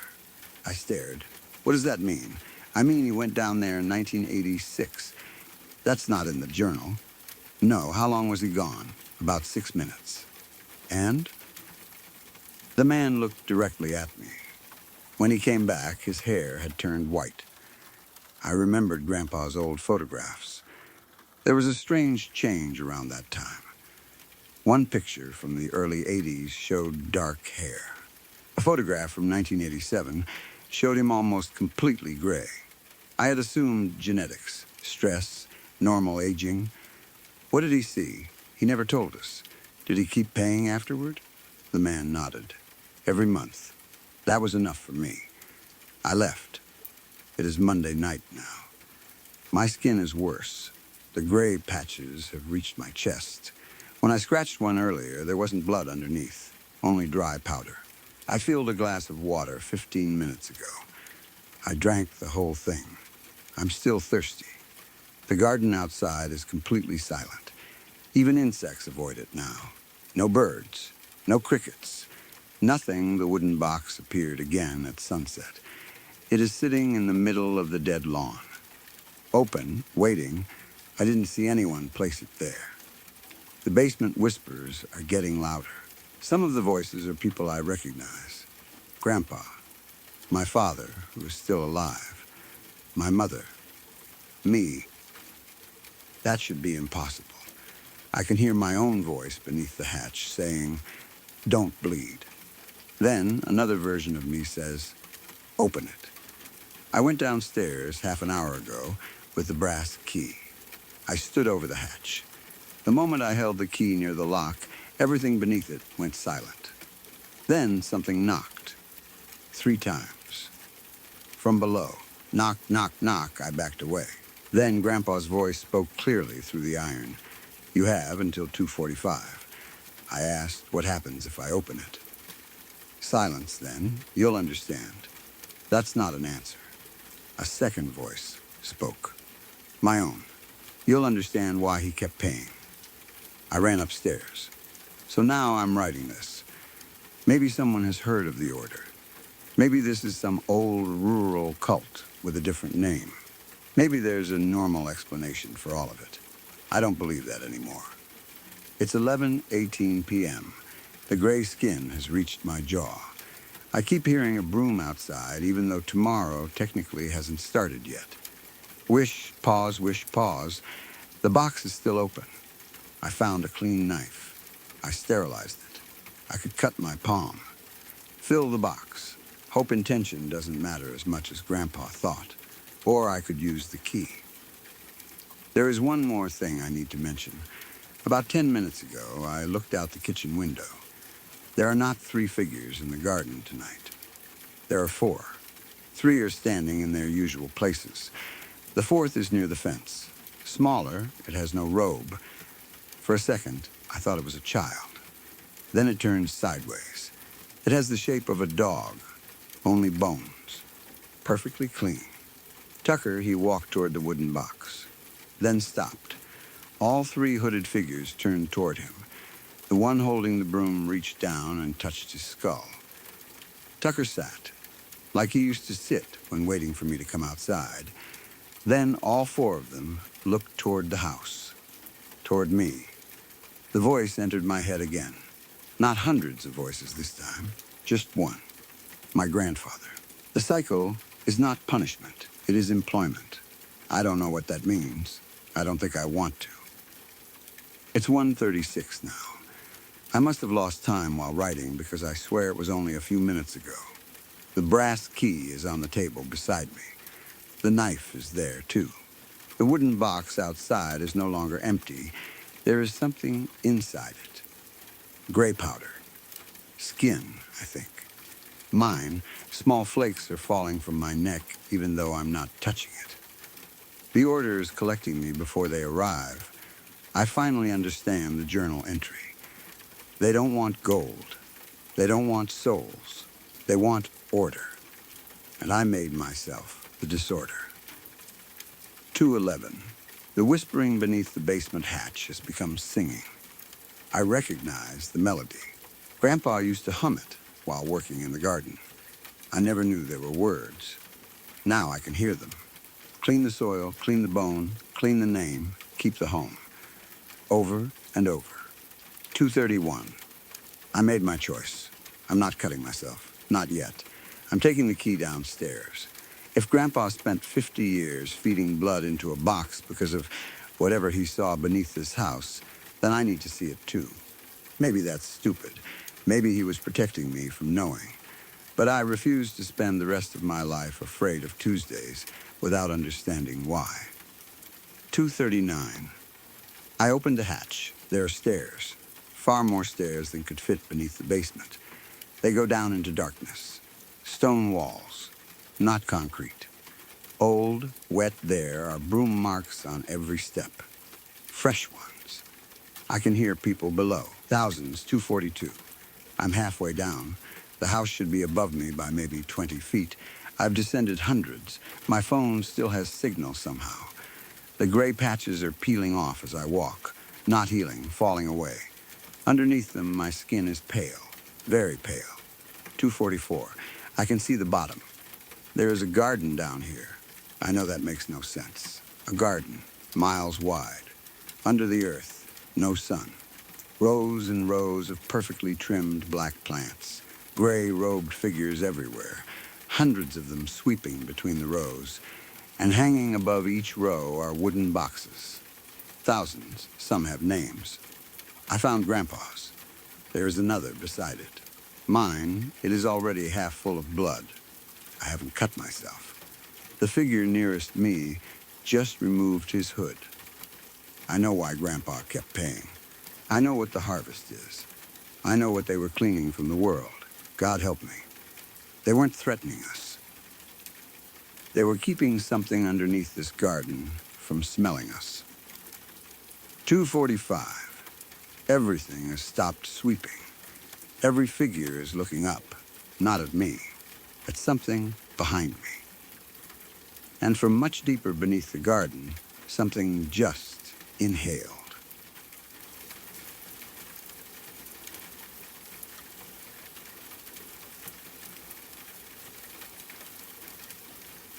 I don't have a husband. I want to make that clear before anything else. I don't have one, I've never wanted one, and as far as I know, I have never been married. That is why I'm currently standing in my kitchen, staring at my closed bedroom door while something on the other side breathes like it belongs there. Maybe I should start from the beginning. And yes, I know how ridiculous this sounds.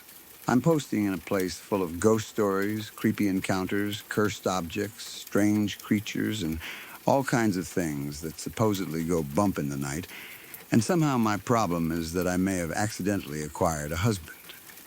Very funny. Trust me, I've already made every joke possible in my own head.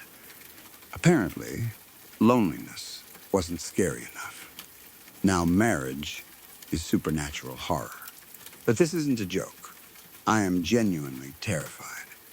Romance has never really interested me. I understand why other people like it. I'm not completely cold. I've watched romantic comedies. I've seen attractive people and thought they were cute.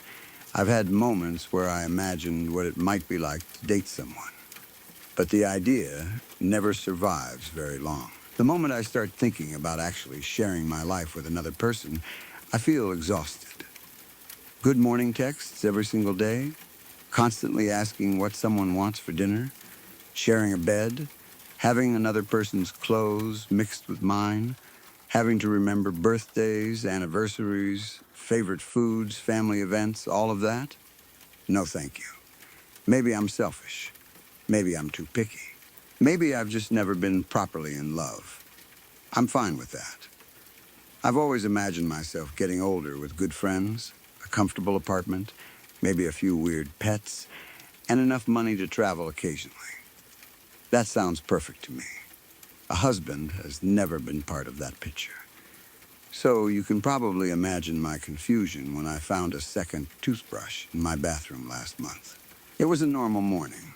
Nothing dramatic happened the night before. I hadn't been drinking. I hadn't taken medication. I hadn't invited anyone over. I woke up, did some laundry, and spent most of the morning cleaning things I had ignored during the week. My laundry basket had become so full that clothes were almost falling onto the floor, so I decided to finally deal with it. I ironed a few shirts, folded towels, matched socks, got distracted cleaning the top of my dresser, then remembered the kitchen trash, then forgot about the laundry again. Basically, a completely normal morning. At some point, I realized I hadn't brushed my teeth yet, mostly because I breathed into my hand and immediately regretted it. I rushed into the bathroom, turned on the faucet, and grabbed my toothbrush without really looking. I was in a hurry. Laundry is already boring enough. If I stopped too long, I knew I would lose motivation and leave half of it sitting around for another 3 days. I put toothpaste on the brush, then paused. The bristles felt wrong. Sharp, thin, rough, like someone had been scrubbing their teeth with all the anger in the world. I pulled the brush away and looked at it. It was badly worn. The bristles bent outward in different directions. Some were almost flat. That didn't make sense. I had bought a new toothbrush recently, maybe 2 weeks earlier. Even if I brushed like I was trying to sand the enamel off my teeth, it shouldn't have looked that bad already. Then I looked toward the toothbrush holder. My toothbrush was still there. exactly where I had left it. I stared at the one in my hand. Not mine, different color, different brand, definitely used. I dropped it into the sink. For several seconds, I just stood there, staring at both toothbrushes. My first thought was that someone had been inside my apartment. That thought lasted maybe 5 seconds. Then I started trying to find a more reasonable explanation. Had a friend stayed over recently? No. Had my sister visited? No. Did someone leave it after a party? I hadn't had a party. Maybe I bought a second brush and forgot. But why would it already be worn down? I checked the medicine cabinet. Nothing strange. No unfamiliar medication. No razor that wasn't mine. No men's deodorant. I checked the rest of the apartment. Nothing. Doors locked. Windows normal. No obvious signs that anyone had broken in. Then I remembered all those stories about carbon monoxide poisoning. You've probably read them too. Someone starts finding strange notes around their apartment, or objects move, or they lose time, and eventually they discover a gas leak. I wasn't going to be one of those people who ignored a possible explanation because it sounded dramatic. So I called maintenance. They came later that day. 2 men checked everything. Carbon monoxide levels were normal. No gas leak. No obvious issue with ventilation. Nothing. I started feeling stupid. One of the maintenance workers packed up his equipment and said, "Everything looks fine." The other nodded. Then he looked toward my shoe rack near the door. "If you're still having weird symptoms, you and your husband might want to see a doctor." I laughed politely. He continued. "A friend of mine thought he had carbon monoxide too. Turned out there was something going on with his brain. Sure, friend, I had read basically the same story online, but I was too polite to say that. I thanked them. They left. I locked the door. Then my brain finally caught up. Husband? I turned toward the shoe rack. There were work boots beside my shoes. Large work boots. Dark brown, covered in dried mud. I stared at them. They weren't mine. Obviously, I don't own work boots. I don't even know what kind of work would require boots like that. For some reason, seeing the shoes scared me much more than the toothbrush. A toothbrush is small. You can imagine someone accidentally leaving it somewhere. Boots feel permanent. Boots belong to someone who comes home. Someone who takes them off and expects to put them back on later. I didn't touch them. I stood there for a while, trying to remember whether I had ever seen them before. Nothing. Over the next few weeks, more things appeared. Or maybe they had always been there, and I was only noticing them. That thought became a problem very quickly. When I finally went back to putting away laundry, I found several shirts I didn't recognize. Men's shirts. A few sizes too large for me. Some had company logos printed across the chest. One was an old gray T-shirt with a hole near the collar. Another smelled faintly like deodorant that wasn't mine. I held it up and stared at it. It looked used. Comfortable, like someone had owned it for years. I checked the tags. Definitely not my size. Then I started going through every drawer and closet. There were more things. Socks, a belt, 1 pair of jeans, a jacket at the back of the closet. Not enough for a full second wardrobe, but enough that it felt like someone had been slowly spreading through my apartment. I started taking pictures. That felt important. I wanted evidence in case things changed. Then the phone calls started. Not direct calls, voicemails, numbers I didn't recognize. One message said, "Congratulations again, man, you deserve it." Another was a woman saying, "Tell Imogen I said hi. Imogen is my name." That one scared me. Another person said something about celebrating soon. No one explained what they were celebrating. Every voicemail seemed intended for someone else. Someone who apparently knew me. I called one number back. A man answered. "Hello?" "Hi, you left a voicemail on my phone." Silence, then, "Oh, sorry, wrong number." He hung up immediately. I stared at the screen. I tried calling again. No answer. Around the same time, something strange happened at the coffee shop near my work. I go there often, probably more often than I should. There was a barista who usually worked around the time I stopped by. Brown hair. Glasses, tall, very attractive. I didn't have a crush on him exactly. It was more like a harmless little thing that made my day less boring. I would get my Americano, see him behind the counter, think, he's cute, and continue with my life. That was it. One afternoon, I went in and he wasn't there. Nothing unusual. People have days off. The next day, still gone. Then another. Eventually, I asked. I felt ridiculous doing it. A woman with black hair was working the register. I said, "Hey, does the guy who usually works around this time still work here?" She tilted her head. "What guy?" My confidence immediately disappeared. Brown hair? Glasses? She looked confused. I continued because apparently I wanted to make myself sound as creepy as possible. "He's tall. Kind of cute?" She laughed. "I wish we had someone like that working here."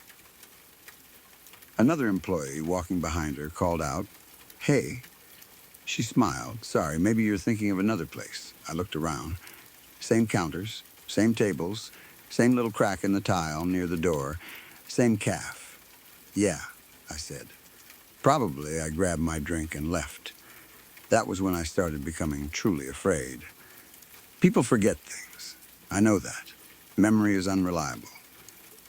But an employee, someone I had seen dozens of times, either I had invented him completely or everyone else had forgotten him. Neither option was comforting. Home started feeling wrong too. Not visually, more like a smell.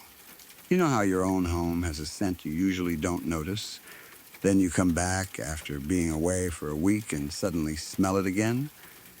My apartment no longer smelled like mine. There was another scent mixed into everything. Laundry detergent I didn't buy. Deodorant, something slightly earthy like wood or dust. I started opening windows constantly. It didn't help. Then I found boxers on the bedroom floor. Men's boxers. That was the moment I completely lost it. I picked them up with 2 fingers, stared, dropped them. Then I grabbed my bag and left the apartment. I went to the library because I didn't know where else to go. I sat at a computer and searched everything I could think of. Memory loss. Objects appearing in home. Unknown clothes. False memories.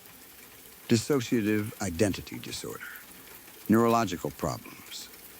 Carbon monoxide, even though I had already ruled that out. Brain tumors. Sleepwalking, some of the medical pages were frightening enough that I stopped reading. I kept imagining waking up in a hospital while some doctor explained I had been living a completely different life and forgetting it. Eventually, I logged off. I sat in my car. When I got into the driver's seat, I had to move it forward. That was strange. I'm not tall, but I always keep it at the same position. Someone with longer legs had adjusted it backward. I sat there with both hands on the steering wheel. Maybe I had done it. Maybe a mechanic moved it. Maybe I drove around instead of going home. As long as I stayed away from the apartment, I could pretend everything was normal. I told myself I was stressed, burned out, maybe sleeping badly. I went to a grocery store even though I barely needed anything. I wandered through the aisles without paying attention. At one point, I had picked up a mango, yellow-green, slightly soft. Then something touched the fruit. Something on my hand. Metal. I froze. My ring finger felt strange. I knew something was there. I didn't look. Not immediately. I think some part of me already knew. I put the mango into my cart. Then I heard someone call my name. Imogen. Yoo-hoo. Mrs. Karatar, my neighbor. She is one of those people who somehow knows everyone in the building. Names, jobs, family members, arguments, birthdays. She treats neighborhood gossip like a public service. Normally, I like her. She waved me over from the produce section. I went because pretending to be normal seemed easier than standing there staring at my hand. We talked, or rather, she talked. She complained about children making noise in the apartment hallway. Then she leaned toward me with a mischievous smile. You know, if I weren't visiting my daughter so often, I'd complain to the landlord. I smiled. Kids are kids. Yes, yes, then her expression brightened. Although I wouldn't mind seeing some new babies from you two. My stomach dropped. She laughed. You should see my grandson, absolute cherub. She started reaching for her phone. I stopped listening. You two. My cart suddenly looked unfamiliar. Trail mix. I hate trail mix. There was a large bag sitting near the top. Why had I bought it? I looked down at my left hand. There was a ring, a wedding ring, simple metal band. It fit perfectly. I didn't remember putting it on. I didn't take it off. That scared me more. Some instinct told me removing it would be wrong. Not dangerous. Wrong, like taking off someone else's skin. I finished shopping somehow. I barely remember paying. The whole drive home, dread sat in my stomach. I kept looking at the ring. Sometimes I thought I remembered it. A flash, someone holding my hand. A laugh. A man's voice saying, "Too tight?" Then nothing. When I reached the apartment building, I could hear children running in the hallway upstairs. I took the elevator. The doors opened. I walked toward my apartment. For a moment, I hesitated outside. Then I unlocked the door. 2 sets of keys were hanging near the entrance. Mine, another set. I stared at them. Without thinking, I put my keys beside the others. That frightened me. The movement felt automatic. Practiced, I carried the groceries into the kitchen. I unpacked them. Milk, vegetables, coffee, trail mix. Without thinking, I placed the trail mix in the cabinet above the refrigerator. Then I stopped. Why there? I never used that cabinet. I could barely reach it comfortably. But some part of me knew that was where he liked it. The word came into my mind naturally. I stepped back. No. My voice sounded small. Then I looked toward the bedroom. The door was closed. I had left it open when I left, I think. There was a sound inside. Breathing, slow, deep. Someone was sleeping in my bedroom. I stood in the kitchen. I didn't call the police. I should have. But something in me resisted. It felt like calling the police because your own husband was asleep after work. Except I don't have a husband. I don't want one. I repeated that to myself. I don't have a husband. Then I noticed a framed photograph on the shelf near the television. I had seen it hundreds of times. At least that was what my brain told me. I picked it up. It showed me wearing a white dress, not a huge wedding gown, something simple. Standing beside a man. He was taller than me, dark hair, broad shoulders. He was smiling at the camera. His arm was around my waist. I stared at his face. Nothing, no recognition. Then, slowly, recognition came. Not memory. Feeling, comfort, annoyance, familiarity, the way you feel when looking at someone you have known for years. My eyes filled with tears. No, I turned the photograph around. There was writing on the back. Our wedding date, 5 years ago. I dropped it. The glass cracked. The breathing in the bedroom stopped. I froze. Silence, then the mattress creaked. Someone moved. I backed toward the kitchen counter. A man's voice called from behind the bedroom door. Imogen? My whole body went cold. The voice sounded worried. Familiar, I knew it. I didn't know from where. Everything okay? I didn't answer. The door handle moved. I grabbed a knife from the block. The bedroom door opened. A man stepped out. Same man from the photograph. He wore one of the old shirts I had found in my laundry. bare feet, messy hair. He looked tired. Confused, then he saw the knife. His expression changed. Whoa, he raised both hands. Imogen, who are you? His face went completely blank. Not angry, hurt. What? Who are you? He stared at me, then laughed nervously. Very funny. I'm not joking. His smile disappeared. He said my name again. I pointed the knife. Stay there. He did. Imogen, it's me. Who? He swallowed. Daniel. The name meant nothing. Then everything. Daniel, my husband. No, not my husband. A memory flashed.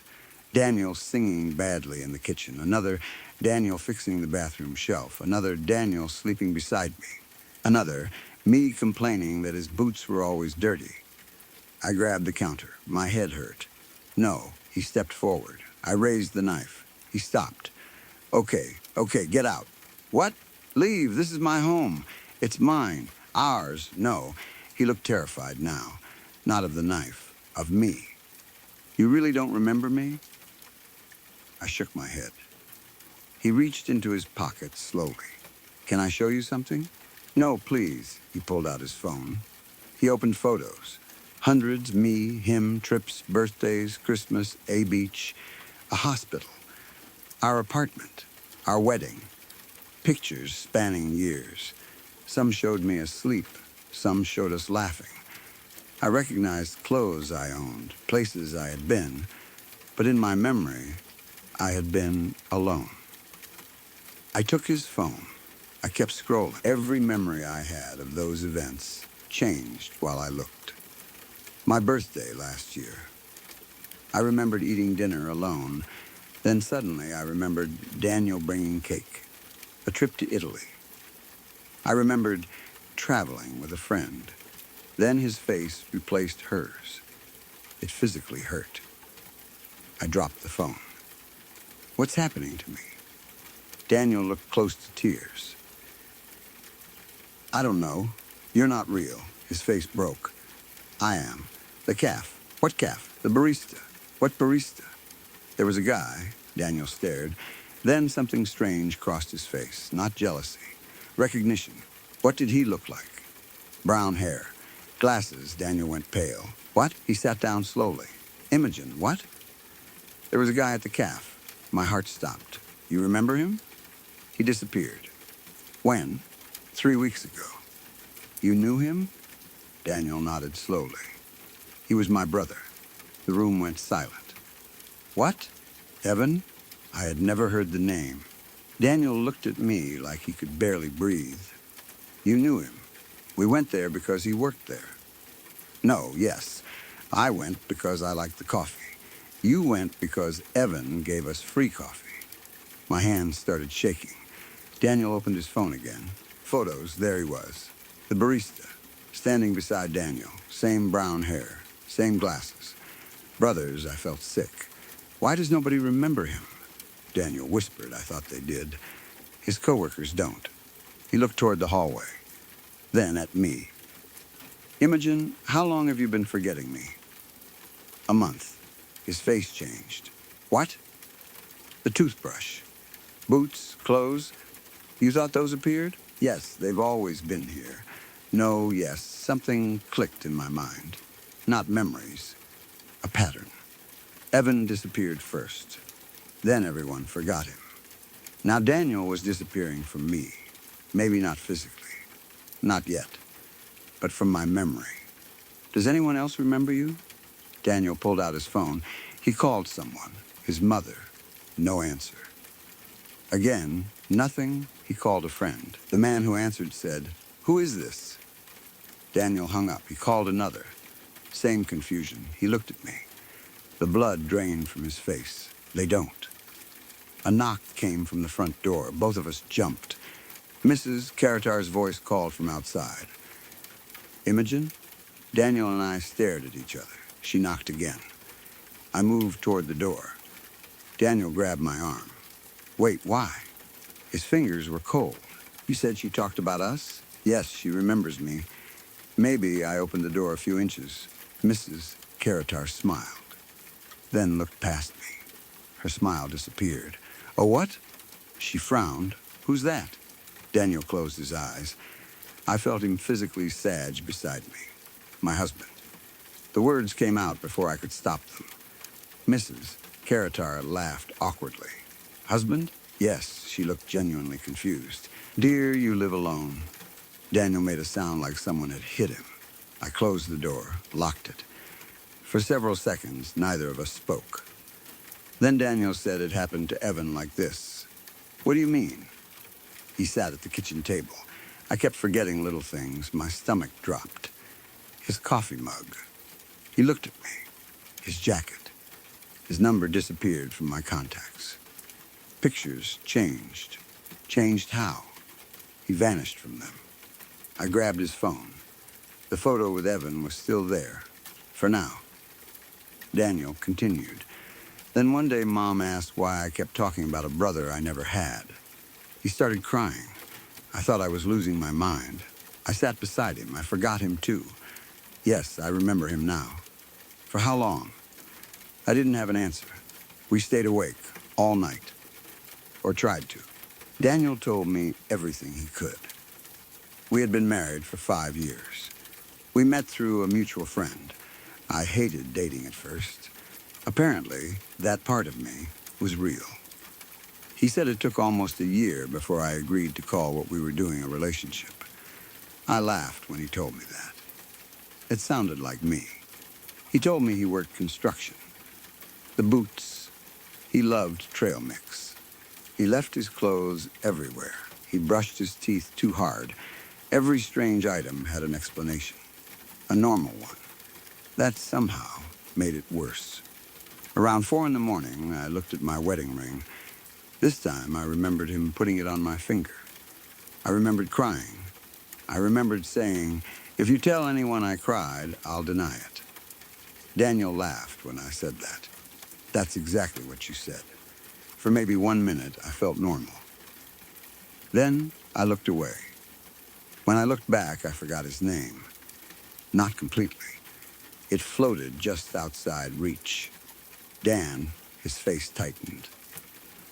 Daniel, yes, I started crying. Write it down.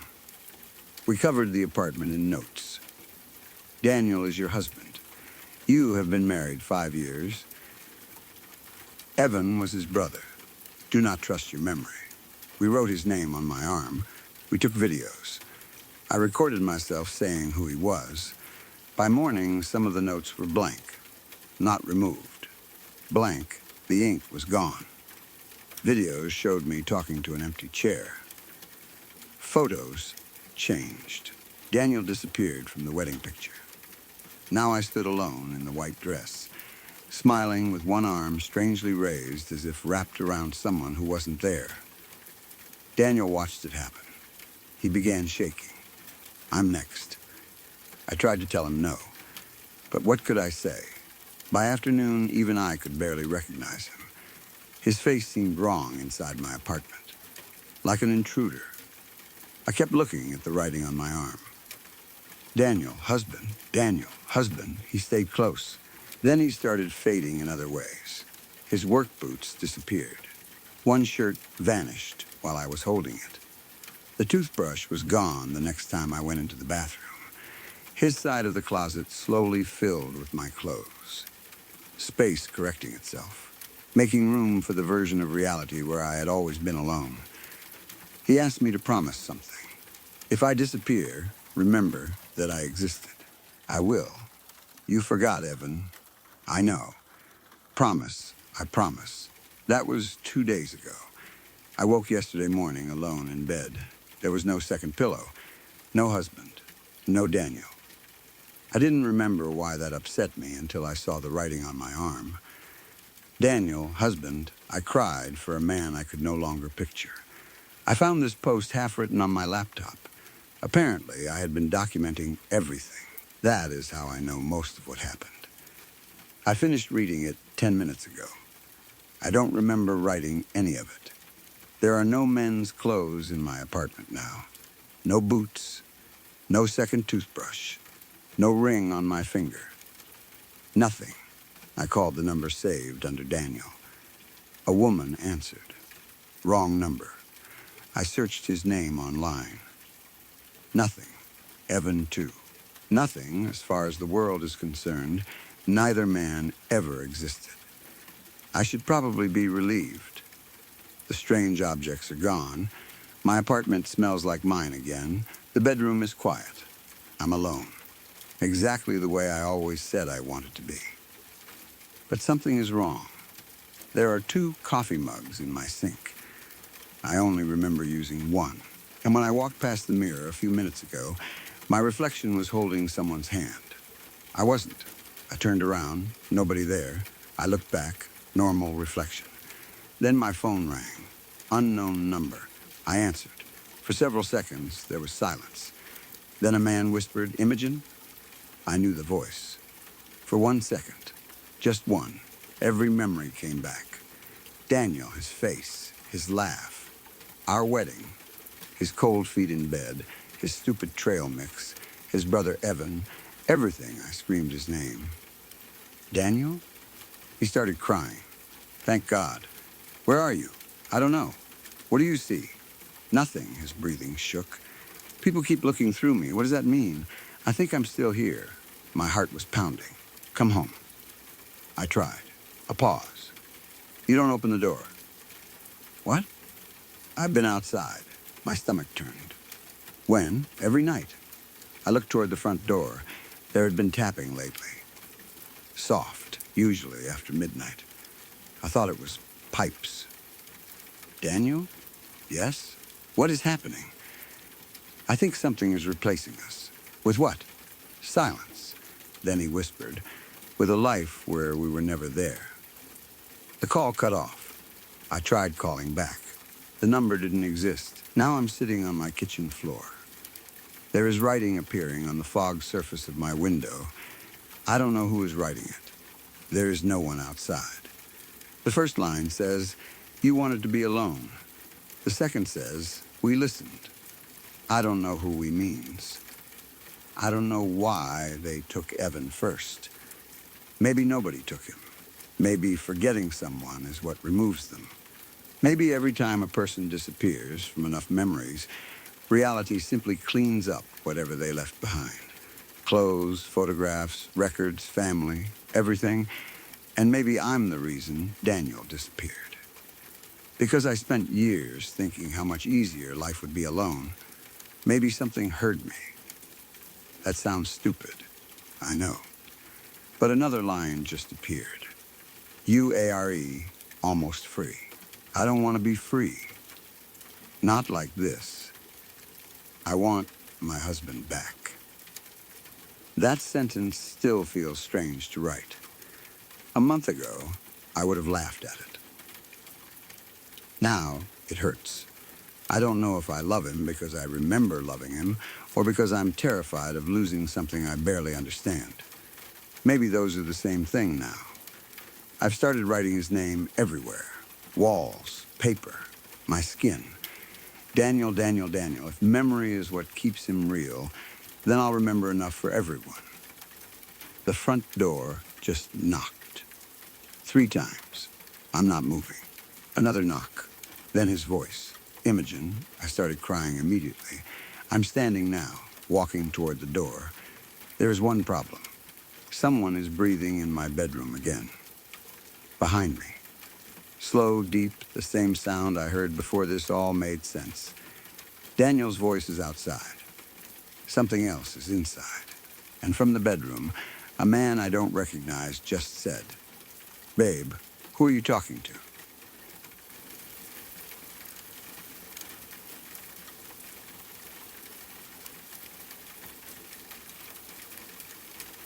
The last thing I did before Jimmy left the bar on the night he died was slip a plastic fork into the inside pocket of his jacket. That probably sounds stupid. It was stupid. But Jimmy and I had been doing it to each other for almost 15 years. We started in 8th grade after lunch one day. I don't even remember who did it first. One of us must have grabbed a plastic fork from the cafeteria and slipped it into the other person's pocket as a joke. For some reason, it became our thing. Not every day, not every week. Sometimes, years went by. That was part of what made it funny. Whoever had been forked would keep the fork and wait. Maybe a month, maybe 6 months, maybe 3 years. The goal was to let the other person forget about it completely before slipping it back into one of his pockets. And yes, it was always the same fork. That mattered. The fork was old and ugly by the time we reached adulthood. The two middle tines had broken off years earlier, leaving only the outer two. It looked like a tiny plastic hand making devil horns. The handle had become permanently gray with age and dirt. We had tried washing it once. It didn't help. At some point, I started keeping it in a small wooden box in my bedroom whenever it was my turn to hold on to it. I had other things in that box, too. Old concert tickets, a few coins, a lighter that didn't work. Nothing valuable. But the fork was important, not because it was worth anything, because it belonged to us. The best part of the game was never putting it in someone's pocket. It was waiting for the discovery. Watching Jimmy reach for his wallet at a gas station and suddenly freeze when his fingers touched plastic. Watching his face slowly change as he pulled the fork out. Sometimes he would just stare at me. Other times he would say, "You asshole." I always laughed. Once, years ago, I got him when he was extremely drunk. He didn't notice before going home.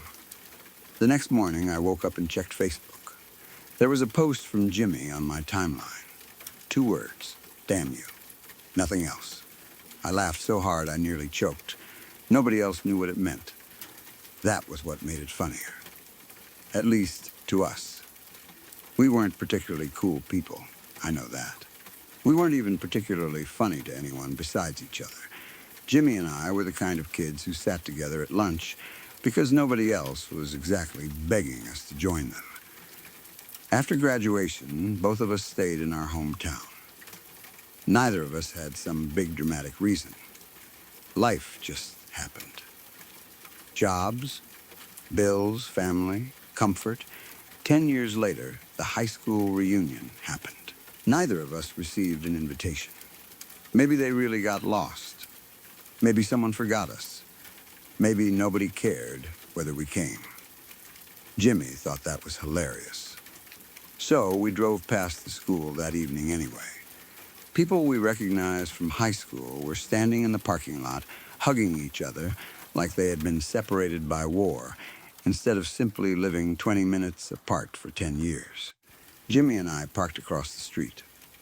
We made up conversations for them. "Steve, I haven't seen you since you couldn't get it up on prom night." "Angie, still farting every time you come?" Stupid things, childish things. We laughed until our stomachs hurt. Then we went to the bar. That was our friendship. 2 people who had somehow remained 13 years old in a few very specific ways. The fork was one of them. As we got older, the game became more complicated. Sometimes the real victory wasn't getting the fork into Jimmy's pocket. It was discovering he had forked me and pretending I hadn't noticed. I would find it, keep my face completely straight, then wait until he was distracted and slip it into his jacket. Sometimes he would do the same. There were moments when neither of us knew who technically had won. The fork could change hands 3 times in a single evening without either person acknowledging it.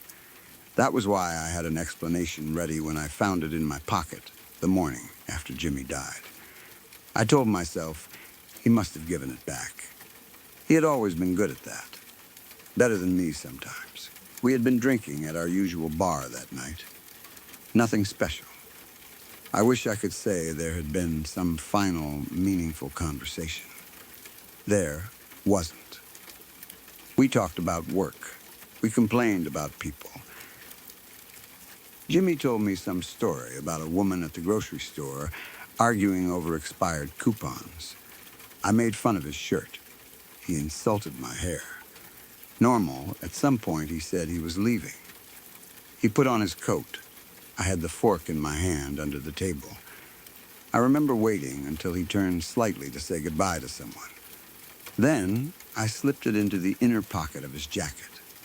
Perfect. He didn't react. I remember feeling ridiculously proud. "See you later," he said. Yeah, that was it. No dramatic goodbye, no last hug. He walked out. I stayed for another drink. Jimmy died less than an hour later. Car accident. That's the version everyone uses because it sounds simple. The road was wet. He lost control. His car crossed the center line and hit a tree.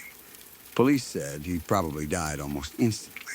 By the time I woke the next morning, I had several missed calls. One was from his father. I called back. He told me. I don't remember much about that conversation. I remember standing in my kitchen. I remember staring at a coffee mug. I remember saying no several times. Like saying it enough could make the information incorrect. Then I got dressed. I put on the same jacket I had worn to the bar. I reached into the pocket for my keys. My fingers touched plastic. I stopped. Slowly, I pulled it out. The fork, 2 broken middle tines, gray handle, same scratches, same dirt, same fork. I stared at it. My first thought was that Jimmy had gotten me. Even then, even after hearing he was dead. For half a second, my brain created this stupid image of him laughing somewhere. Then reality came back. I had put that fork inside his jacket.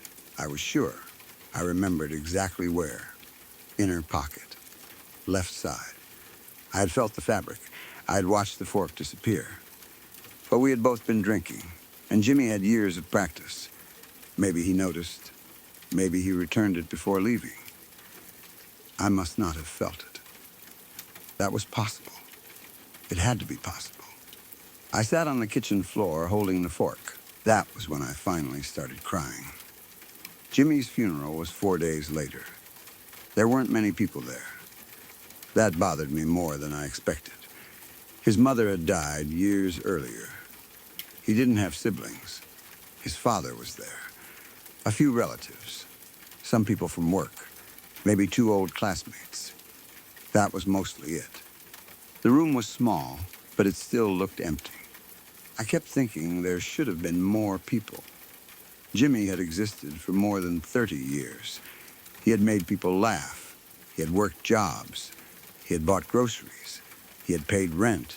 He had loved music. He had hated olives. He had been my best friend. And somehow his whole life fit inside a room with empty chairs. His father thanked me for coming. That almost made me angry. Of course I came. Where else would I be? Eventually his father stepped outside. The others had already gone. For a while I was alone with Jimmy. I walked toward the casket.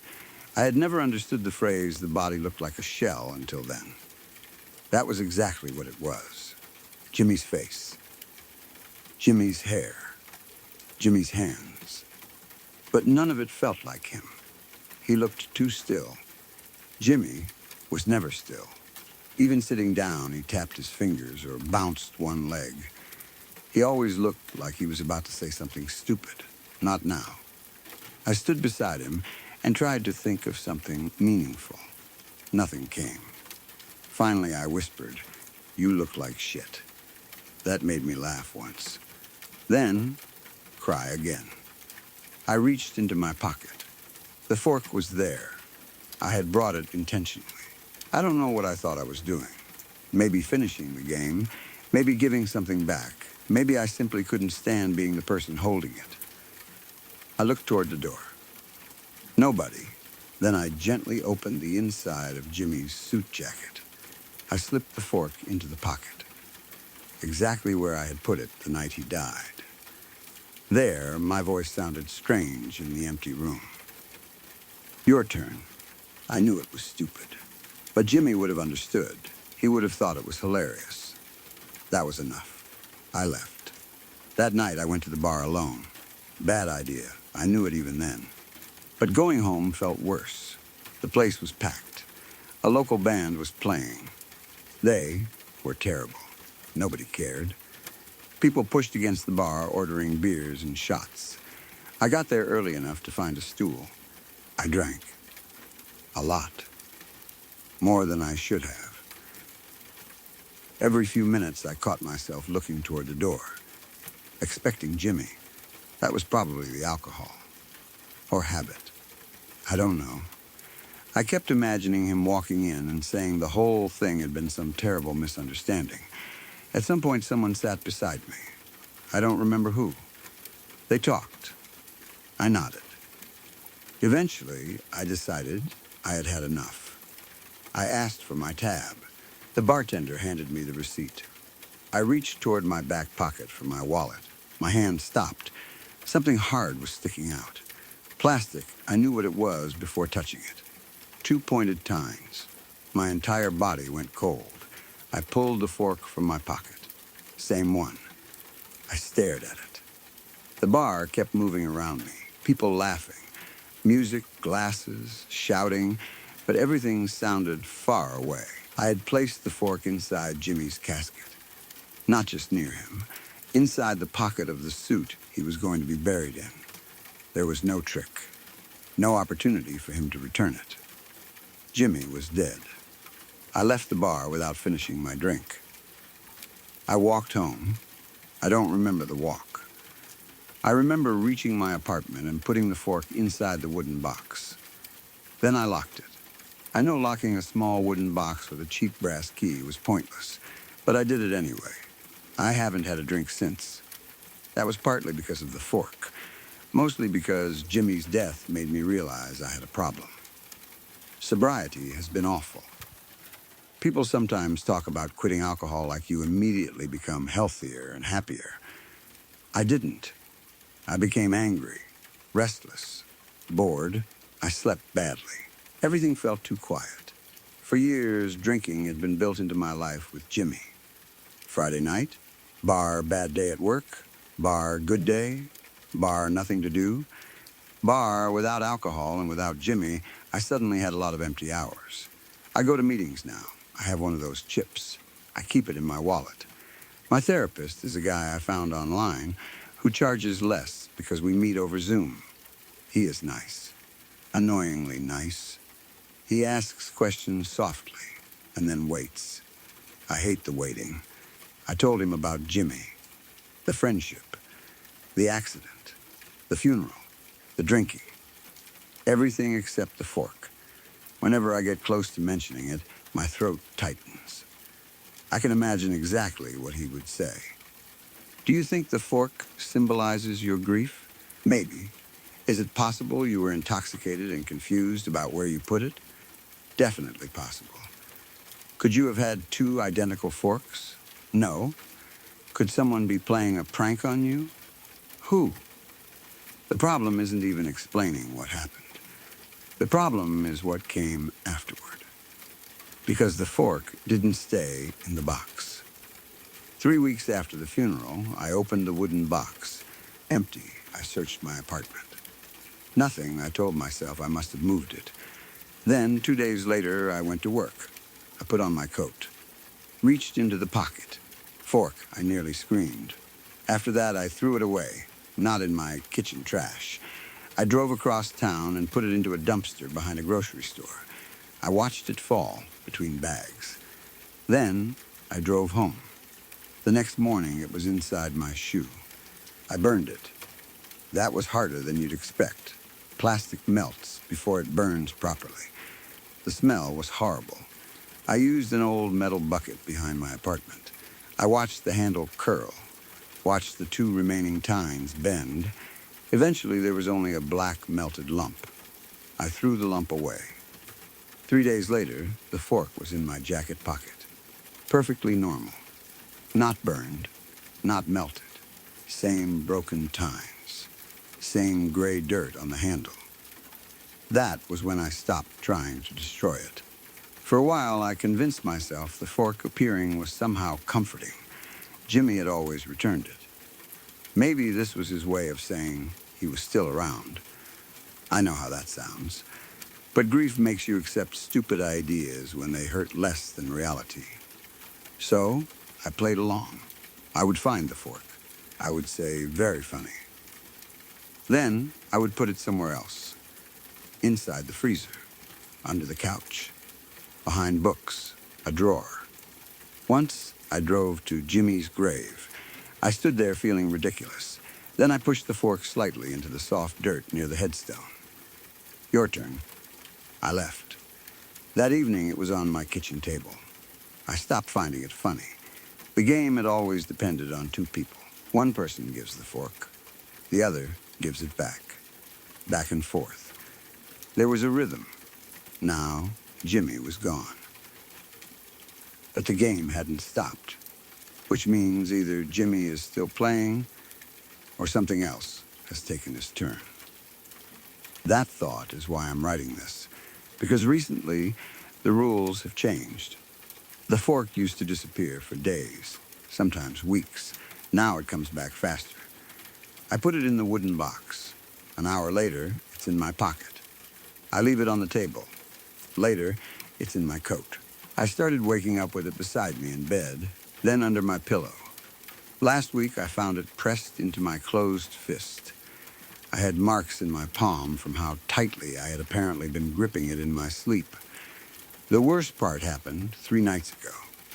I woke around 2 in the morning because I heard something in my bedroom. A soft sound. Fabric moving. I stayed still. Then I heard a tiny click. Plastic against wood. I turned on the lamp. The room was empty. The fork was standing upright on my nightstand, balanced on its handle. That should not have been possible.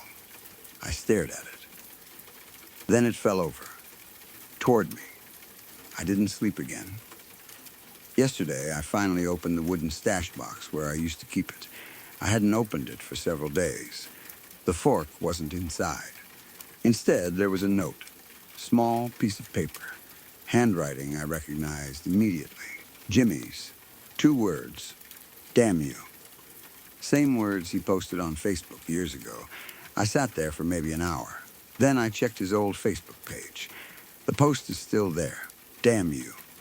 But now there's a second comment underneath it. Posted from Jimmy's account yesterday. Your turn. I reported the account as hacked. Then deleted Facebook from my phone. That didn't help. This morning, I woke up with a notification from a number that hasn't been active since Jimmy died. His number. 1 message. Where is it? I didn't respond. 5 minutes later, don't cheat. Then, you know the rules. The fork is gone now. I don't know where it is. That should make me feel better. It doesn't. Because the only time I ever felt safe was when I knew exactly where the fork was. If it was in my pocket, then it was my turn. If I hid it somewhere, I knew eventually it would come back. Now, it's missing. And for 15 years, when the fork disappeared, that meant the other person had it. Jimmy once held on to it for almost 4 years. 4 years. Then one day, while we were standing outside a gas station, he hugged me goodbye and slipped it into my hood. I didn't find it until I got home. I called him immediately. He answered laughing before I said anything. That memory keeps coming back. Maybe that's why I'm scared. My therapist asked me today whether I think I've accepted Jimmy's death. I told him I'm trying. He said grief can make us feel like someone is still present. Like we expect to hear them walking into a room or calling us. But sometimes we keep rituals because letting those rituals end means accepting that the person really is gone. I almost told him everything. I almost said, what if the ritual refuses to end? Instead, I said, I was tired. We finished early. I've spent the rest of tonight sitting at my desk. The wooden box is beside me. Empty. I checked all my clothes. Nothing under the bed. Nothing. Car. Nothing. Every drawer. Nothing. The fork is gone. For the first time since Jimmy died, it is truly gone. And I should be relieved. But I know this game. If I don't have the fork, someone else does. About 10 minutes ago, I heard something outside my apartment. Footsteps in the hallway. Slow, then they stopped outside my door. Nobody knocked. I checked through the peephole. The hallway was empty. I stepped away. Then I heard something slide underneath the door, plastic scraping against the floor. I looked down. It wasn't the fork. It was an old photograph. Jimmy and me, 8th grade, probably around the same year the game started. We were standing beside each other making stupid faces at the camera. I don't remember owning this picture. On the back, someone had written, "Found you." I locked the door, then checked it twice. I don't know why. The dead don't need keys. Now someone is laughing in the hallway, very quietly. It sounds like Jimmy. Maybe grief is making me hear things. Maybe I'm finally losing it. Maybe tomorrow I'll tell my therapist everything, and he'll explain why all of this makes perfect psychological sense. I hope so. Because I just heard the pocket of my jacket rustle behind me. The jacket is hanging on the back of the bedroom door. I haven't looked yet. I know what I'm going to find. And I think the thing I'm most afraid of isn't whether the fork is there. It's what I'm supposed to do after I find it. Because the entire point of the game was never keeping the fork. You had to give it back. And Jimmy is buried 6 miles away. So if that fork is in my pocket again tomorrow, I think I finally know where I have to go. I just don't know what will happen if I reach his grave and discover his pocket is already empty.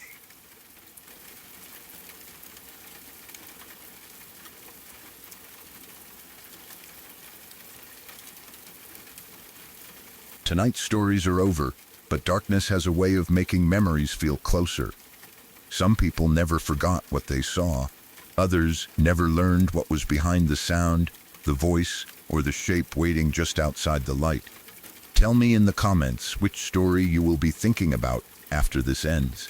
Subscribe to Wickless Night for more true accounts from the hours when no one wants to be awake alone. Sleep carefully, and do not trust every shadow that stays still.